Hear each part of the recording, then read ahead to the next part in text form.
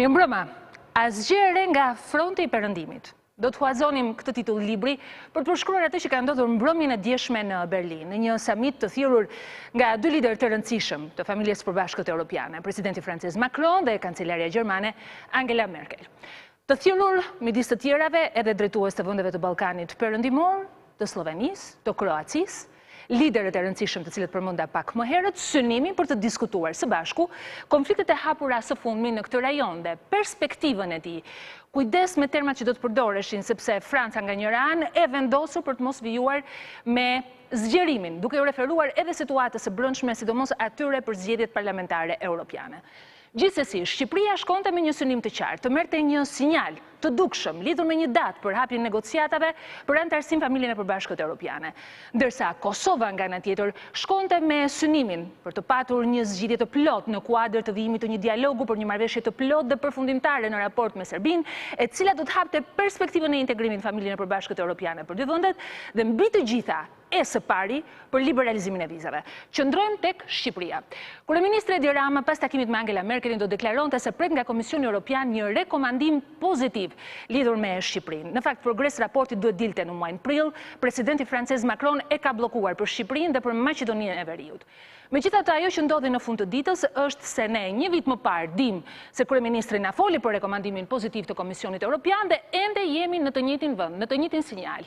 Në deklaratën e përbashkët nuk është lënë të kuptohet asgjë lidhur me këtë çështje, vetëm një fjalë e përgjithshme, perspektivë e përbashkët e vendeve të Ballkanit perëndimor në kuadër të familjes përbashkët europiane. Nga ana tjetër, përsa i takon Kosovës, ndodhi ajo që pritej. Gjermania e kishte paralajmëruar nga ana e saj, nuk do të lejonte në asnjë rast të flitej për një çështje të prekjes së kufive midis Serbisë dhe Kosovës. Por duke dhënë sinjale gjithsesi më të frenuara për çështjen e liberalizimit vizave. Do të ishte presidenti Macron i cili do të kujtonte atë që ndodhi me Shqipërinë dhe Gjergjinë pas liberalizimit vizave dhe ky kërcënim rëndon ende sot e kësaj dite mbi Kosovën. Megjithatë, komisioneri Han, ditën e hënë në Twitterin e tij, do të shkruante për mundësi hapje negociatash vetëm për Maqedoninë e Veriut, ndërkohë që pas takimeve të zhvilluara në samitin e Berlinit, ai gjithsesi u ndal për të thënë se Komisioni Evropian do të japë një rekomandim pozitiv për hapjen e negociatave për Shqipërinë dhe Maqedoninë e Veriut, por duke mos thënë se çfarë do të bëjnë vendet anëtare, cilat do të jenë qëndrimet e tyre. Gjithçka do të merret vesh pas zgjedhjeve parlamentare europiane dhe ka shumë mundësi që data e negociatave të shtyhet nga qershori për në shtator. Mirë, po pyetja që shtrojnë shqiptarët në këtë rast është: çfarë humbëm nga një vit më parë kur ishim eksaktësisht jo vetëm tek rekomandimi pozitiv, por prisnin vetëm një datë për çeljen e negociatave? Pse Shqipëria mbajti një pozicion i cili nuk e vuri edhe në një situatë të dobishme në samitin e Berlinit? Dhe jam duke u referuar këtu edhe deklaratave si nga ana e zyrtare e Berlinit, le themi, ashtu edhe disa deklarata që erdhën jo konverguese edhe nga ana e zyrtarëve shqiptarë, nga ana e kryeministrit apo ministrit të jashtëm. Gjithsesi, për një fakt, ne jemi të sigurt sot. Gjermania kishte paralajmëruar kohë më parë se çështja e kufive midis Kosovës dhe Serbisë nuk duhej të diskutohej. Shqipëria kishte qenë ambigue në këtë situatë ku kryeministri i vendit Edi Rama, i pyetur në 12 shtator të vitit 2018 në emisionin Open të gazetares Eni Vasili, do të përgjigjej kështu.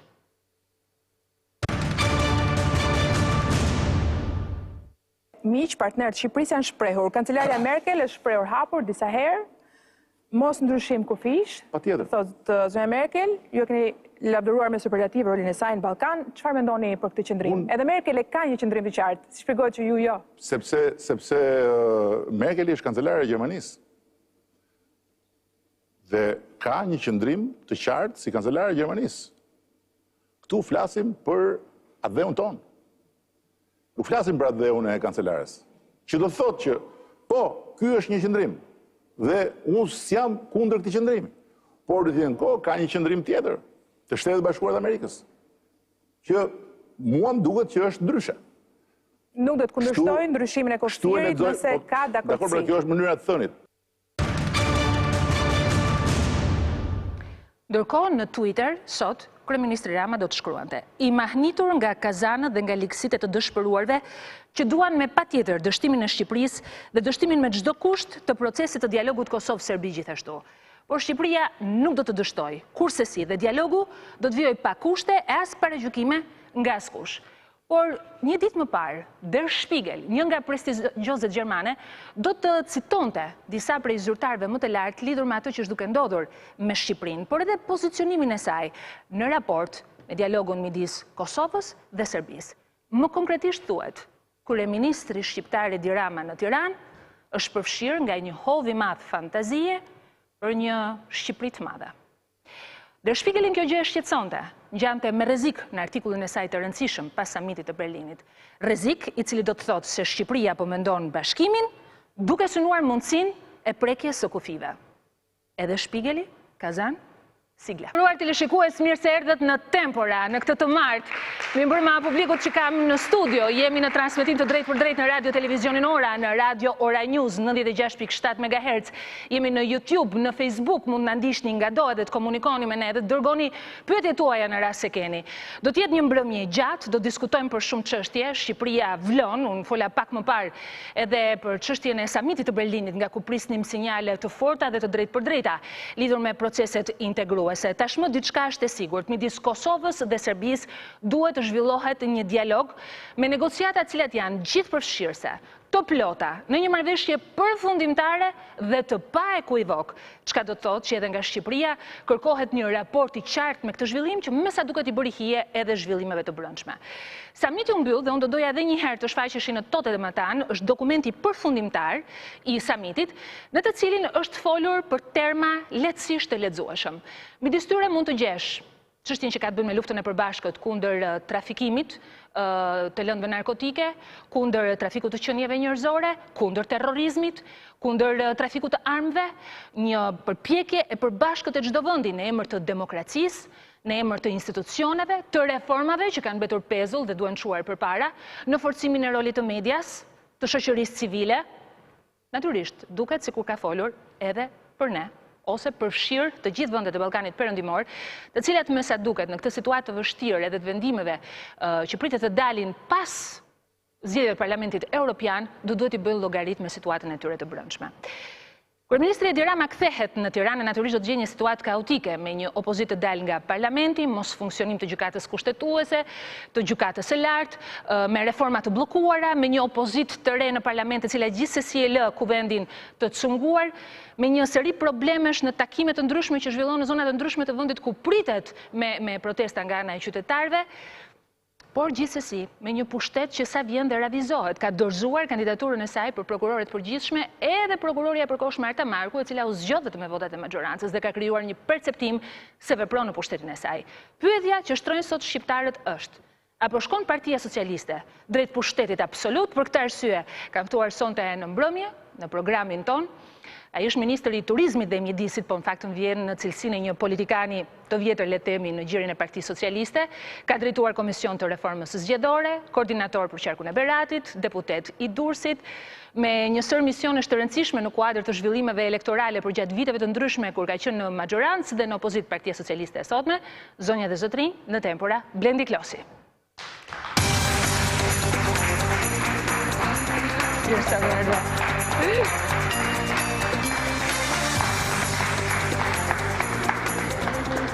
Mirë se erdhët, zoti Klosi, ju falenderoj që jeni në Tempora për herë të parë në nisjen e këtij programi. Me mbrëma, faleminderit për ju. Herën e parë marr ftesën, herën e parë. Me ta marrë erdhët. Kjo është e vërtet. Nuk e dia patet mundësi ta ndiqni edhe monologun hyrës të programit, unë fola për samitin e Berlinit dhe për ca sinjale të drejt për drejta që donim të merrnim. Në fakt ju kujtoj që një vit më parë ne ishim këtu. E shohim pak?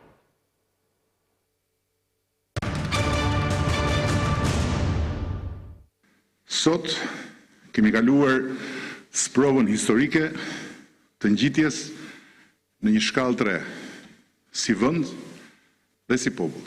Ja kemi dalë që në 4 vjet ta kthejmë besimin e popullit tek ne në 2 arritje të mëdha, të një rëndësie të madhe, historike, për të ardhmen. Në vitin e parë të mandatit tonë të parë, ne e bën Shqipërinë vend kandidat për Bashkimin Evropian. Në vitin e parë të këtij mandati të dytë, ne sa u bëm realitet marrjen e komandimit të pastër, të qartë, të drejtë për drejtë, për çeljen e negociatave për antarësimin e Shqipërisë në Bashkimin Evropian. Këto nuk janë dhurata, nuk janë as gjeste bujarie të Komisionit Evropian dhe Shqipërisë. Europa e Bashkuar nuk bën dhurata. Dhe Brukseli është një makineri e pamëshishme që sheh dhe njeh vetëm meritat. Do të një vit më parë, zoti Klosi, deklarata e zotit Rama me njëherë pas samitit, ka qenë se jemi të sigurt për rekomandimin pozitiv nga ana e Komisionit Evropian. Në fakt, më kujtohet vjet edhe u festua, gati u përjetua si një thuajse arritje në çeljen e negociatave. Kemi ecur mbrapsht, apo? Kush është pyetja juaj? Kemi ecur mbrapsht, apo jemi në të njëjtën pikë ku ishim? Nuk e di ku e kupton e ecën mbrapsht, se në radhë parë vjet nuk ka pas festime. Dhe këtë e mbaj mend shumë mirë. Ajo që dëgjuam nga kryeministri, nga kryetari i Partisë së Rama, është përsëri po ashtu si e ka thënë para një viti, Shqipëria ka plotësuar gjitha kushtet teknike, ka arritur që të marrë një miratim të plot dhe pa asnjë kusht nga partnerët tanë evropian, nga Komisioni Evropian, i cili bën edhe vëzhgimin, po vëzhgimin dhe atë edhe dejuar për arritjet e reformat që i kemi ndërmarrë, rezultatet e qeverisë së sonë. Edhe për ato rezultate ne nuk kemi pasur atë gjatë këtij viti asnjë mesazh negativ. Nuk kemi asnjë mesazh i cili na bëjnë ne që të mendojmë që problematikat ndodhen në kuadër të përgatitjes së administratës publike shqiptare për hapjen e negociatave, nuk na bëjnë në asnjë rast të kuptojmë që gjërat kanë të bëjnë me problematikat tona të brendshme. Dhe do të ishte realisht për të diskutuar edhe për të parë me syrin tuaj kritikun, e dëgjova atë çfarë ju thatë në fillim, por që nuk e di sepse ju filloni dhe bëni kaq shumë analiza bazuar në të pavërteta ose në gjëra që i dëgjoni nga njëri te tjetri, nga një portal në tjetrin, nga një diskutim në tjetrin. Konkretisht. Pra ato që thatë që këtu ka pasur disa mesazhe, nuk u dha mesazhe të qarta, as ju as unë s'kemi qenë në Berlin, as ju as unë nuk kemi qenë në diskutimin e liderëve të... Kam cituar vetëm dokumentin zyrtar të dalë nga... Vetëm dokumentin zyrtar, nëse lexoni dokumentin zyrtar, ai dëshmon qartë që për Shqipërinë dhe Maqedoninë e Veriut nuk ka asnjë sinjal negativ.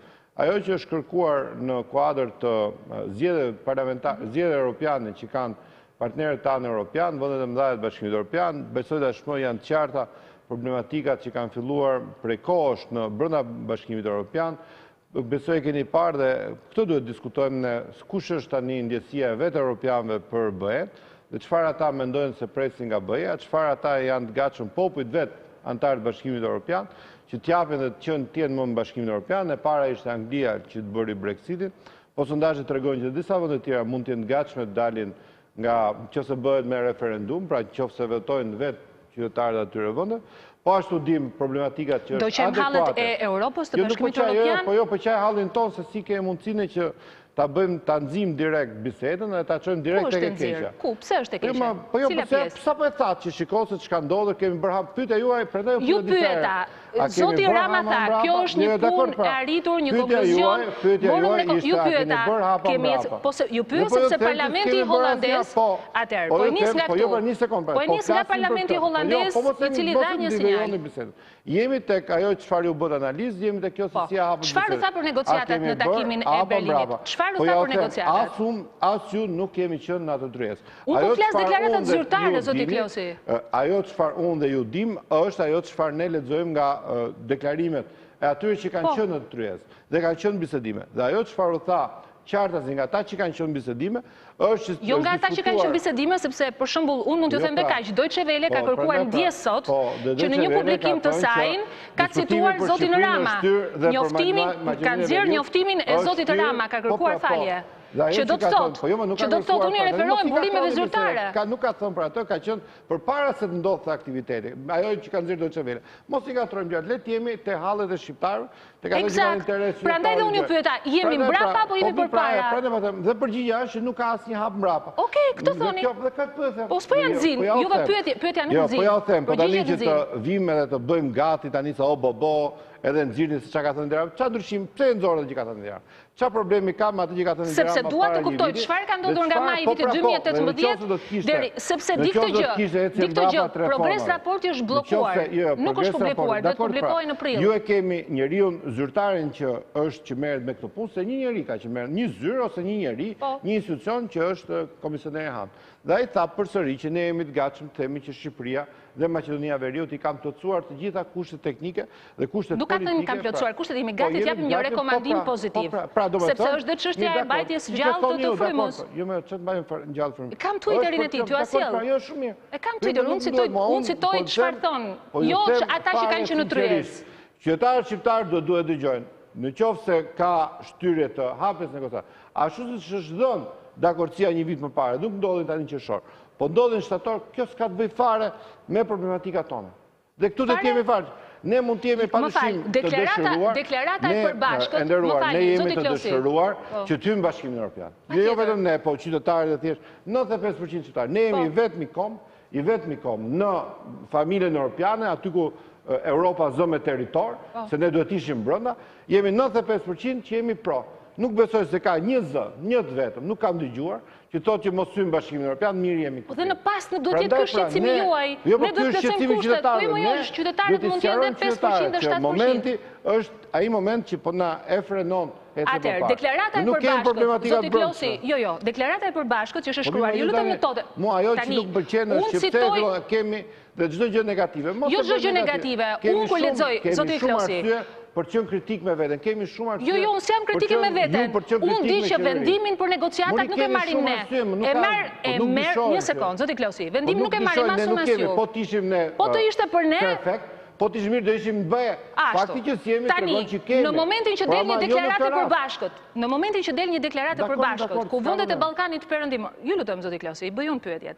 Po bëni pra pyetje, një pyetje, ju keni drejtë bëni një pyetje, bëni problem që kanë bërë pyetjen. Tani, ju nuk besoj se më keni ftuar këtu për të bërë dhe për të përgjigjur pyetjes. Po jo të më akuzoni mua, po as të më akuzoni mua që po nxi. Po ju them, po ju citoj. Ju i keni informacionet nga tryeza, unë i kam nga deklarata zyrtare. Jo, unë kam fare, nuk kam. Ju atë thatë, tryezën. Nuk kam informacione. Atëherë, zoti Klosi, kur në dokumentin zyrtar shkruhet. Nuk ishim aty brenda. Jo, po ja, kam dokumentin zyrtar. Po kam dokumentin zyrtar. Po e lexoj. Ju lutem nxirni pak, ju lutem dokumentin. Dhe ju atë citoj. Ja, ju atë them unë. Ballkani Perëndimor duhet të angazhohet për perspektivën e tij europiane dhe duhet të ketë angazhim të plot për këtë çështje, duke filluar nga shteti ligjor, nga reformat e ngecura, nga krimi i organizuar, nga trafiqet, nga zgjedhjet qytetarë të ndershme, roli i medias, po sigurisht unë mund t'ja citoj, sepse Parlamenti i Hollandës pak ditë më parë për krimin e organizuar dhe trafiqet foli. Po kanë, edhe Hollanda ka diskutimet e tjera dhe natyrisht po ta shikojmë se çfarë mendojnë njerëzit në rrugë, çfarë mendojnë, nuk ka, çfarë qëndrimi mban qeveria hollandeze. Kjo është ajo që ne ka raport me ne. Çfarë kemi bërë ne? Që ky qëndrimi i qeverisë hollandeze të përkthehen në detyra, të shikojmë se çfarë problematika ka në Shqipëri. Këtë po ju pyes, ju më thoni mos e nxini. Po jo më them, ja po e keni. Këtu besim plot që ne do kishim këtë bisedë së bashku. Megjithëse e dija që të ishte me këtë sens, po s'ka asnjë problem. Cili është sensi se nuk e kuptoj. Atëherë flisni, propagandoni sa të doni. Çështja është që sa do të bëjmë propagandë këtu zoti Klosi. Po jemi realist, po njerëzit duan të kuptojnë nga ne të dy se çfarë ka ndodhur dje në Berlin. Lexuan deklaratat zyrtare. Po, dhe njerëzit duhet bëhen pesimist për të ardhmen europiane. Po kemi ne me pesimizmin, optimizmin, njerëzit ballafaqohen me jetën. Reformat. Ku jemi me reformat? Ku jemi me shtetin ligjor? Ku jemi me reformën, me kryer reformën, reformën drejtësi.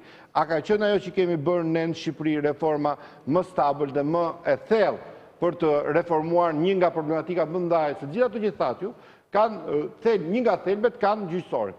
Dhe të drejtën se ku e gjenin drejt. Qoftë dhe media juaj apo media tjetër ku shkon gjyqësor, a është e barabartë me problematikën e tij. Dhe a kemi qenë ne të gatshëm për ta bërë këtë reformë? A kemi qenë ne të gatshëm për të bërë reforma shtetformuese? A bëm ne reformën e territoriale? A bëm ne reformën fiskale? Cili është produkti i reformës territoriale? Reforma territoriale është ajo që Shqipëria nga dëmet e shkaktuara në buxhetin e shtetit nga kjo reformë, po kam raportin e kontrollit të lartë të shtetit. Më pyesni dhe ju jap shpjegime për këtë. E sollët ju se unë do t'i pyesja për këtë. Po patjetër. Dëmet sipas kontrollit të lartë të shtetit është kryer reforma që ka ndodhur në Shqipëri. Nëse sot ka një gjë që realisht mund të themi pozitive, është reforma dhe reduktimi nga 400 komuna dhe bashki, në 61 bashki. Po nuk ka reduktuar as kostot, për kundrezi, ka dëme shumë të mëdha në paga. Sa ka ndryshuar historia, më pyesni mua që jam në terren. Po pse ty pyes ju kam kontrollin e lartë të shtetit, zoti Klosi? Kontrolli i lartë të shtetit nuk flet për atë çka ndodh nga qytetarët. Sot, qytetarët rreth e qark Tiranës marrin shërbimet si qytet në Tiranës. Sot, qytetarët rreth e qark Beratit, në komunat rreth e qark Beratit... Po me mira dosjet që janë vendosur në gjykatën e lartë, mira dosjet që postidohen në gjykatën e lartë për shkak të mos funksionimit. Për fal të kujt është mos funksionimi i gjykatës kushtetuese dhe gjykatës lartë? Ale diskutojmë dhe për gjykatën e lartë. Jo, kam për dosjet, se më thatë për njerëzit, dosjet që njerëzit depozitojnë. Janë për stiv.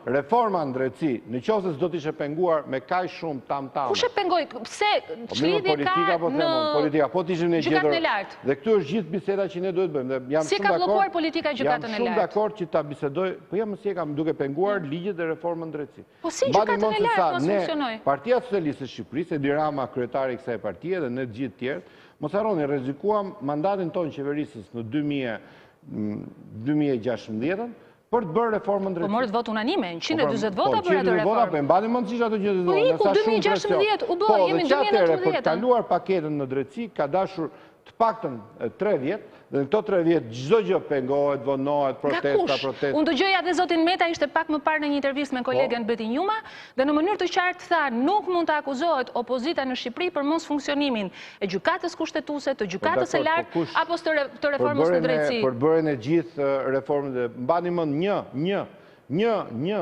A fatet për konstituimet kush i shkeli? Për konstituimet e institucioneve? Një projekt ligj, një projekt vendim. Të ketë kaluar, sepse natyrisht edhe reforma në drejtësi u bë konsensuale, pra të kishin të dy partit, të kishin aleancë në këtë punë dhe të gjykonin. Pasi, në fakt, ky është problem shumë i madh, që ne, pse jemi politikanë, duhet që ne të mendojmë dhe të kontrollojmë edhe çdo gjë tjetër. Ne politikanët kemi shumë më pak se njerëzit mendojnë se kemi ne në kuadër të kompetencave dhe të... Në kuadër të reformës. Në kuadër të reformës dhe shumë gjëra tjera. Pra, janë sistem komplet i pavarur, e vetmja gjë që kërkojnë nga parlamenti apo nga krahët e politikës, ishte që të kishte në mënyrë konsensuale zgjedhje organeve të drejtësisë. Po ç'lidhje ka? Po këto janë zgjedhje. A fatet pse u shkelën? Vetingu që ka standarde të dy fishta. Qytetarët sipas Komisionit Shqiptar të Helsinkit nuk besojnë tek vetingu. Më mohoni që për sa i përket reformës nuk mohoj, zoti Klosi. Po më dakord të kërkoni ta bënin si diskutim, s'ka asnjë, nuk kam më shqetësim. Besoj këtë dini ju që unë nuk kam shqetësim. Më thoni, në qoftë se nuk kam fakte, më thoni, Sonila nuk janë fakte. Unë po ju flas që Komiteti Shqiptar i Helsinkit publikoi sondazhin ku 63% e shqiptarëve nuk e besojnë. Opozita e re në parlament, na duhet që të vinin deputet të ri, që ne të kishim mundësi që vetëm para pak ditësh ne të miratonin ligjet e fundit të paketës në drejtësi.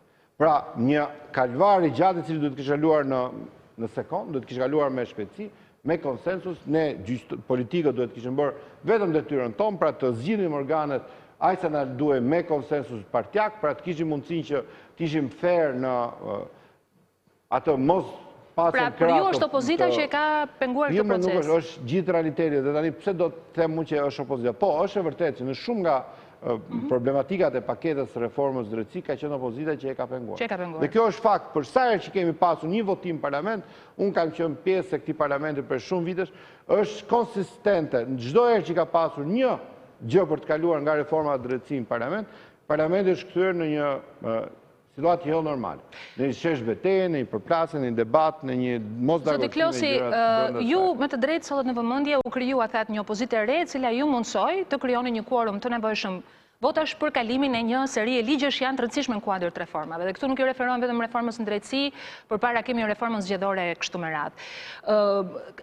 Ka një perceptim të përgjithshëm lidhur me atë që po ndodh me parlamentin. Vetë juristët janë të ndarë nëse është apo jo legjitim ky parlament, duke mos patur një numër kushtetues prej 140 antarësh, por nga ana tjetër dhe një legjitimitet moral, me që këta deputet si thua erdhën nga lista, janë përzgjedhur nga partia, nuk janë drejt për drejt nga populli. Në këndvështrimin tuaj, lë kjo vend për të gjykuar se parlamenti sot është në duart e majorancës? Po në duart e majorancës në çfarë sens? Në majorancën e ka me votën e 2017-s Partia Socialiste, Edi Rama dhe ne të gjithë tjerët. Të gjithë parlamentin, kjo opozitë e re. Morëm 74 vota nga 140, duke krijuar një majorancë të pastër, morëm vota më shumë se sa në 2013 si Partia Socialiste dhe kjo është një nga momentet për cilat ne nuk gjykojmë dot. Pra, nëse ka një moment që politika ballafaqohet me elektoratin, janë zgjedhjet. Dhe në zgjedhjet e 2017 Partia Socialiste e Shqipërisë mori më shumë vota se sa në 2013. Përgjimet që ndodhen më pas kanë hedhur dyshime që mund të ketë dhe blerje vote, futje të duarve të krimit organizuar. Dakor, pra, votën, po ne dim këtë që dim. Unë dhe ju dim këtë që dim. Si në rastin e Berlinit dhe në rastin e votimit, unë dhe ti, unë dhe ju, më falë shumë. Ska që jo, tim, pa problem, nuk ka problem. Pra ne dim votat që kemi marrë... Dim dhe këto përgjime që janë prokurorit dhe nuk është bërë asë një hetim në lidhje me to. Bashku me aliatët e saj, pra me PDU-n, me 3 mandate PDU-s, dhe me votën Parti Social-Demokrate, ka 78 mandate nga 120 në zgjedhjet e 2017. Tani përsa e përket kësaj opozitës së re, se këtu më vjen shumë më shumë se si vazhdoni dhe e komentoni. Ata djemë dhe vajzë që janë aty sot në parlament, nuk janë me firmën e Edi Ramës dhe askujt nga Partia Socialiste. Janë aty me firmën e kryetarit Partisë Demokratike dhe me firmën e kryetarit Partisë Lëvizjes Socialiste për Integrim. Të dy zgjedhjet lira, njerëz që unë disa për tyre i njoh, të dy ata që pranuan nga LSI-ja të futen në parlament, unë nuk i kam takuar kur njetë, basë që kanë dhënë kur dorë. Para ma e din që të dy ata dhe ai që u fut nga PD-ja po duash, më berat faktën, ku unë bëj jetën politike, janë njerëz që mbledhin më shumë vota se ata që ikën. Për këtë ti je sigurt. Janë njerëz që vinë nga terreni, ka pas një komunitet të tyre që i ndoshin. Kjo avokati që po i bëni në fakt opozitës më vjen mirë, erdhi dita që majoranca të flasë mirë për opozitën, Nuk po flas fare mirë, po flas, po të them që ata djemë dhe vajzët që kanë pranuar janë aty me votën e qytetarëve, po ju them që kanë vota më shumë se ata që ikën, këtë ta garantoj me aq sa mund garantoj unë në kuadër të eksperiencës që kam, po të them pak në disa qytete që unë di, qoftë në Fier, të paktën në Durrës, në Berat, që unë di me emrat përveçëm, janë njerëz që kanë vota, dhe tani kjo është një, unë e shikoj, kam 5 mandate në parlament, ta them të se e kam shumë e rakë, se më vjen, kur edhe atemojnë disa deputet atje, apo këta seans, ata që ishin më të mirë. Ku është ndryshimi? Kush e thot që ishin më të mirë? Kush e thot? Jo, po ju sa e thot? Ore, këta që i erdhët, mos ta gjerni kanë kontroll o majoranën, si kanë kontroll majoranën? Keni kujdes, keni kujdes. Jo, pyetja ju është më të mirë apo më të këqij? Jo, këqij? se më pëlqen shumë ta bëj këtë debat me ju, se ju kam ndjekur shpesh televizor dhe i mbysni gjithë njerëzit me llaf. Edhe merrni gjithë njerëzit me llafe? I myt. Me fakte. Po ja me këtë që do të bësh dhe mua, po tani. Çfarë po e bëj ju? Po ja pra këtë po them. Ju thatë që këta njerëz që kanë ardhur janë të kontrolluar nga majoranca. Ju pyeta ka një perceptim publik, zoti Klosi, që këta njerëz që nuk ju bindën, atëherë mos më akuzoni mua. Se po morët me mua, pyetja juaj. Nuk është ky qëllimi i Temporas. Po jo më padyshim. Ashtu. Pra, pyetja ime që me qenë se këta njerëz nuk kanë ardhur nga vota. Atëherë zoti Klosi, një moment. 20 vjet në parlament. Mësoni që unë nuk jam opozita, që kur i hedh një akuzën, ju hedh me një tjetër. Unë jam gazetare, në momentin që bëhet akuzë, të kërkoj transparencë direkt. Unë ju pyeta dhe ju thash, me qënë se janë deputet që nuk kanë dalë nga vota e popullit, por nga firmat kanë dalë, janë lista të bëra nga kryetarët. Po jo më jo fakt. Si? Ore, kjo është tani çmenduri tjetër. Dishini pak insertin, sepse shikoni është në këtë funksion. Dëgjojni qytetarët. Fute pak të lutem. Mirë atë, pyet aty.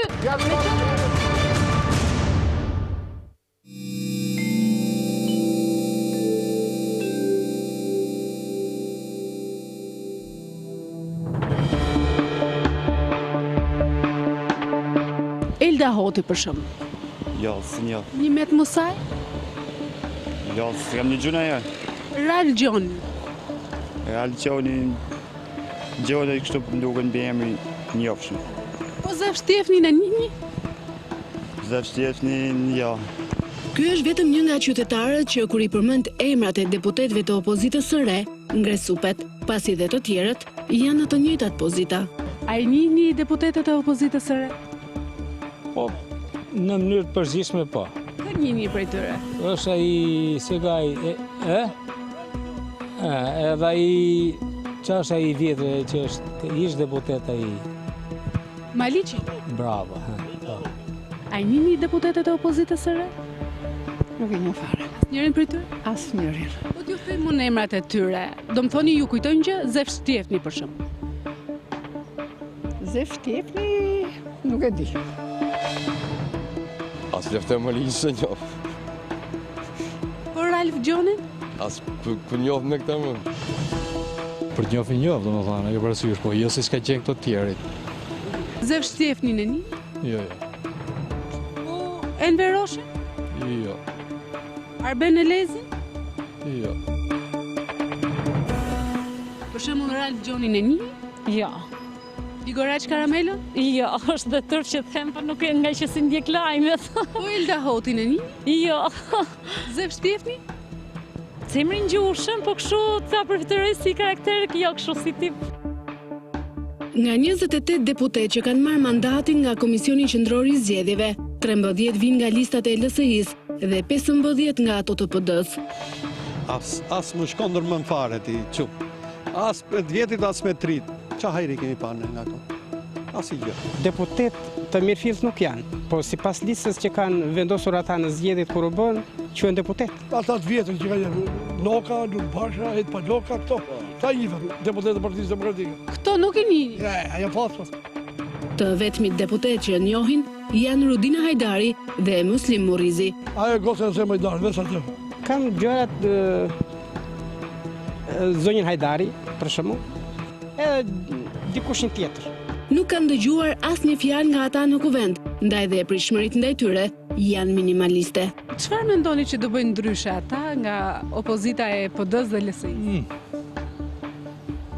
Nuk e di, them se. A mbani mend një nga fjalimet e deputetëve të opozitës së re në kuvend? Jo, vetëm zonjës Hajdari, domethënë, është edhe ai Murrizi që është. Na përfaqësojnë ata opozitarët e rinj në parlament? Ku? Ato? Ato derisa si njohim ne, që asa ato s'na njohin ne.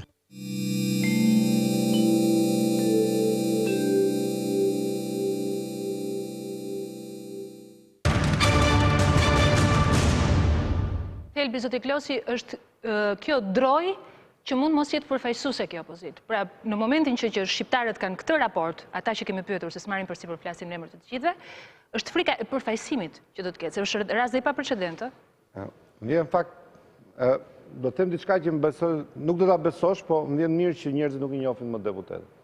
Edhe ku ta gjesh që njerëzit fillojnë të shkëputen gjithmonë më shumë nga politika, edhe njerëzit të merren me hallë dhe shqetësimet e tyre, dhe politikanët, ne deputetët, të paraqitemi në garën elektorale, me programet tona elektorale, me leadershipin, me njerëzit që dinë të bëjnë politikën edhe me njerëzit cilët realisht gjykojnë për hallë dhe shqetësimet e njerëzve. Ju pyetët njerëzit në rrugët e Tiranës që mund të jenë banor Tiranës se jo pak rëndësi ka, po që pyesin për deputet nga zona nga Berate, që unë ja u thash vetë.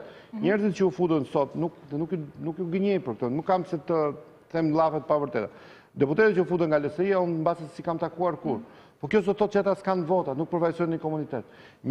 Për ta pasur qartë Rilindjesi është i Tiranës, Rilindjesi është në LSI-s është i Tiranës. Është më publiku nga ata djerë. Edhe për shkak pozicioneve që kanë mbajtur. Pozicionet që kanë pasur, ka qenë pjesë e studiove televizive, ka bërë jetë publike më shumë. Dhe prapë nuk e njihnin, ë? Ndërkohë që dikush tjetër mund të jetë inxhinier apo veteriner, doktor shumë i mirë në zonën e tij, mbledh votat e komunitetit, ka njerëz po them që kanë një ferm, kanë një pikë grumbullimi, kanë marrë votat e njerëzit që punojnë bashkë, kanë fermerë... Si vota, nuk janë paraqitur me programe këta njerëz? Që ta kemi qartë, se dëgjoj shumë të ndryshojnë sistemi. Se është kriza përfaqësimit, jo, po shkrika e përfaqësimit, po jo, çfarë kriza përfaqësimit? Është krizë përfaqësimit. Janë njerëz që përfaqësojnë një forcë politike. Janë aty ata njerëz me votat e PD-s. Siç ka vënë zoti Rama, ka vënë dhe zoti Basha. Po jo më fare nuk është kështu. Janë njerëz që përfaqësojnë si është sistemi, si ta dim. Në Berat kemi 7 deputet. Partia Socialiste, LSI-ja, PD-ja, gjithë partitë e tjera vënë nga 7 njerëz në listë, të cilët përfaqësojnë komunitete ndryshme për të mbledhur votat dhe për të pasur rezultat. Në bazë të votave që merr partia, në bazë të votave që merr programi, leadershipi, ajo çfarë bëjnë njerëzit punë në terren, se shumë e rëndësishme puna në terren, edhe ne harrojmë të punën në terren, edhe njerëzit që njohin njerëz. Partia në bazë përqindje që merr mandate. PS-ja mori 4, LSI-ja 2, PD-ja 1. Mendoni që votat që morëm ne të PS-s jam kontributi imi apo i kolegëve që kam të 4 që jemi. Jo, dhe 3 tjerë, biles 4 tjerë që janë listë, janë po e shumë kontributor. I 5 në listë është një doktor më i mirë i Beratit, që sot është realisht një figurë e shquar, i 6 në listë është një inxhinier arkeolog dhe që drejton. Dakor, e rëndësishme është që ju e njihni këto opozit si legjitime... Nuk më takon mua, më zoj. Jo, unë ju pyes tani si politikan, kush pra ju takon as ju takon? Një sekond. Se ka dhe një debat ligjor, juridik. Se nuk u bë ky debat, kur i pari listës Beratit nga PD-ja, apo i dyti listës LSI-s, u largua nga parlamenti, u fut një as i dytë, as i tretë, u shtroqën 2 gra. Ka dal nga parlamenti e gjithë opozita e zgjedhur që përfaqëson më shumë se domethënë ka gjysmën e votave të shqiptarëve. U numri 1 i Beratit, pa përmendur emra, i kam kolegë, u fut numri 2, se s'bëtu emision. Ora ç'është ky njeri që u fut janë bërë emisione. Po pse se bëre? Doli është për arsye personale. Po mi pra doli edhe ka për arsye, pra këta për arsye politike. Në qoftë se do opinionin tim, po them diçka që mbase nuk mbase se s'duhet ta them, po them kam 20 vjet në atë parlament. Dhe nuk shikoj asnjë ndryshim ndërmjet atyre që ikëm ato qertë. Me thonë tani vajza e zotit Hajdarit. Rudina ka folur 3 herë para se të flisë në parlament. E njifte njëri?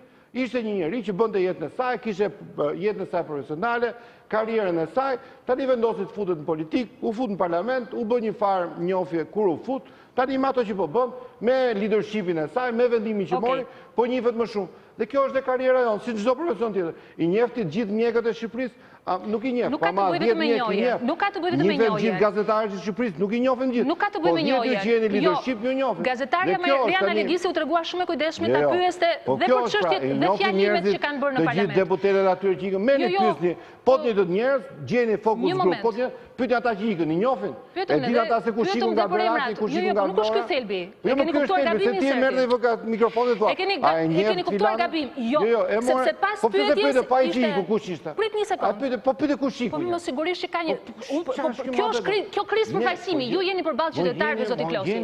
Shqiptarët mendojnë që ky sistem, po jo nuk është aty a them unë, politika. Tani ju më pyesni ti, pse do përgjigje? Unë do të them opinionin tim. Partitë dhe gara elektorale dhe ndryshimi, unë i kam bërë 2 mandate, kam marrë mandat majoritar, kam bërë garë majoritare time, kam dhe 3 mandate si proporcional. Dhe ju garantoj që mbas 2009, sistemi i ri është një sistem që jep shumë më tepër qetësi zgjedhjeve. Kjo është 1.000.000% e sigurt. Pra ju nuk keni për ndryshimin e sistemit, me të shumë? Jo, në asnjë rast. Megjithëse ka një vullnet të përbashkët për ta ndryshuar edhe për të... Ju jeni për sistemin majoritar, për sistemin proporcional që kam drejtuar dhe unë njërë komision e reformës, vitën përpara, po të jem komision dhe jap opinionin komision. Po ju them opinionin si deputet. Sistemi i ri, ky sistemi proporcional jep shumë më tepër qetësi fushatës, jep më shumë më tepër njerëzit votojnë. Nuk i jep pushtet shumë kryetarit që të vendosë ai? Po pse në çfarë sistemi kryetarët nuk firmosin? Jo, Partia Demokratike ka deklaruar do bëjmë sistemin një antar një vot. Do hapim sistemin një antar një vot. Nëse unë s'të dua aty Sonila Meçi të bëjnë listë. Hidhu përpjetje unë s'jap firmën. Do të jetë publiku që vendos, elektorati, listat hapura. Po si do ndodhi kjo punë? Ja do të bëjë një antar një vot. Është duke marrë përshëndimin nga MDI në Amerikë. Po dakor, me litimarin të i kemi dëgjuar. Nuk janë gjitha metoda shumë pozitive. Janë demokratike, janë shumë të mira. Janë shumë të mira. Të bëjmë dakord që janë demokratike marrin opinion, vendosin forumet, pyeten. Ne kemi historikisht Partia Socialiste, ndaç majoritar, ndaç profesional, pyeten forumet, pyeten organizatat, dalin në Asambletë Socialiste të qyteteve, dalin vinë për forumet e partisë, merr vendim forumi i partisë, shkojnë forumet më të lartë në Asamblenë Kombëtare, shpallen listat. Kjo punë do jetë, vetëm se hallka ndryshme, parti ndryshme le ta vendosin, ta bëjnë shumë mirë. Qofse marrin më shumë, sa më shumë mendim të opinion të qytetarëve marrin, po në fund fare ajo do një sigël, një vul dhe një leadership. Me sistemin e ri, në sistemin majoritar, njerëzit votojnë për individin, më shumë. Pra, në qofse unë kam hallën, kam tezën, kam xhajet, i fus njerëzit shkoj te kushëriri, ty të kam shit buk, ty të kam bler grur, ty të kam vënë misër, njerëzit votojnë më shumë për individin. Ama në sistemin personal, votojnë edhe për një individ me integritet, mos ashtu vetëm halla të xhaj, se kjo pyeni elektoratin. Pra njerëzit, ju më thoni mo. Në qofse vë një njeri me integritet, të formuar, që ka teza abince. Dakor, pra ti duhet votosh një votus në Shqipëri, x votus 18 vjeç e sipër. Duhet votoj më shumë se unë jam i fortë i lagjës, apo duhet votoj më shumë për partinë politike, që unë përfaqësoj që do ketë një program, do e bëj taksën për më të varfrit, do ta... Po jo për listën e kryetarit. Jo për listën e kryetarit. Ata që fitojnë më shumë, do paguajnë më shumë. Po, kur futesh pasaj tek emri përveçëm, i harron këto. A do votojnë për një parti të majtë apo gjatë, e cila e ullë takë... Mos të kishit dhe kriminalizimi, do kishit në kuvënd, për shkak të kësaj arsyeje, do kishit dhe kriminel, do kishit dhe... Sistemi majoritar e vetëm pa publicitet, zoti Klosi, do të kërkoja... Vetë personalisht kam bërë disa fushatat majoritar, vetë kam marrë 2 mandate, dhe në gjdo fushat, hapni arkivat, në gjdo fushat majoritare, ka pasur jetë humbura në përkomisione. Gjë që s'ndodhë më, sepse njerëzit nuk përplasë. Fushata e fundit, 2017, ka qënë në 20 fushata që unë ka marrë pjesë, fushata më e qetë, njerëzit folën, dëgjuan programin, nuk pati asnjë përplasje, nuk pati asnjë ftamur në rrugë. Njerëzit shpëtuan nga ato fotografi tona në përmure, se gjirja unë fotografin time, sikur njerëzit do votonin për portretin tim. Njerëzit do votonin për programin e partisë. Dhe çfarë bën partia kur vjen pushtet? Zoti Klosi, ka vetëm pak publicitet, se i tillë është televizioni. Pak publicitet për të u rikthyer, sepse diskutojmë për aktualitetin, dhe pyetjen që shtrova që në fillim që ka të bëjë me një lloj perceptimi nëse po krijohet një pushtet absolut që po mbritet gjithnjë më shumë duart e Partisë Socialiste. Publicitet, rikthehemi me zotin Klosi. Zoti Klosi, unë kam në një lidhje të drejt për drejt nga Parisi, një studiues, është PhD në Oxford. Nuk e kemi ju, lutëm ma bëni gati Endri Shabanin besoj se e njini. Zakonisht kam gjithmonë shumë dëshirë që edhe për shqiptarë që jetojnë jashtë, apo punojnë jashtë, të ndërhyjnë me 2-3 pyetje, apo edhe për ndonjë debat, lidhur me zhvillimet, sepse nuk e di, pse distanca ndonjëherë më duket sikur i bën më reale gjërat. Mirë, gjithsesi, ndërsa presim që të realizojmë lidhjen me Endrin, zoti Klosi, me qënë se ishim edhe tek çështja e opozitës së re, po të qëndrojmë pak tek ajo që pritet të ndodhë, 30 qershori, vajtja në zgjedhje, Partia Socialiste është duke përgatitur, ka nisur fushatën e saj, e vendosur për t'i shkuar deri në fund, zgjedhje pa opozitën.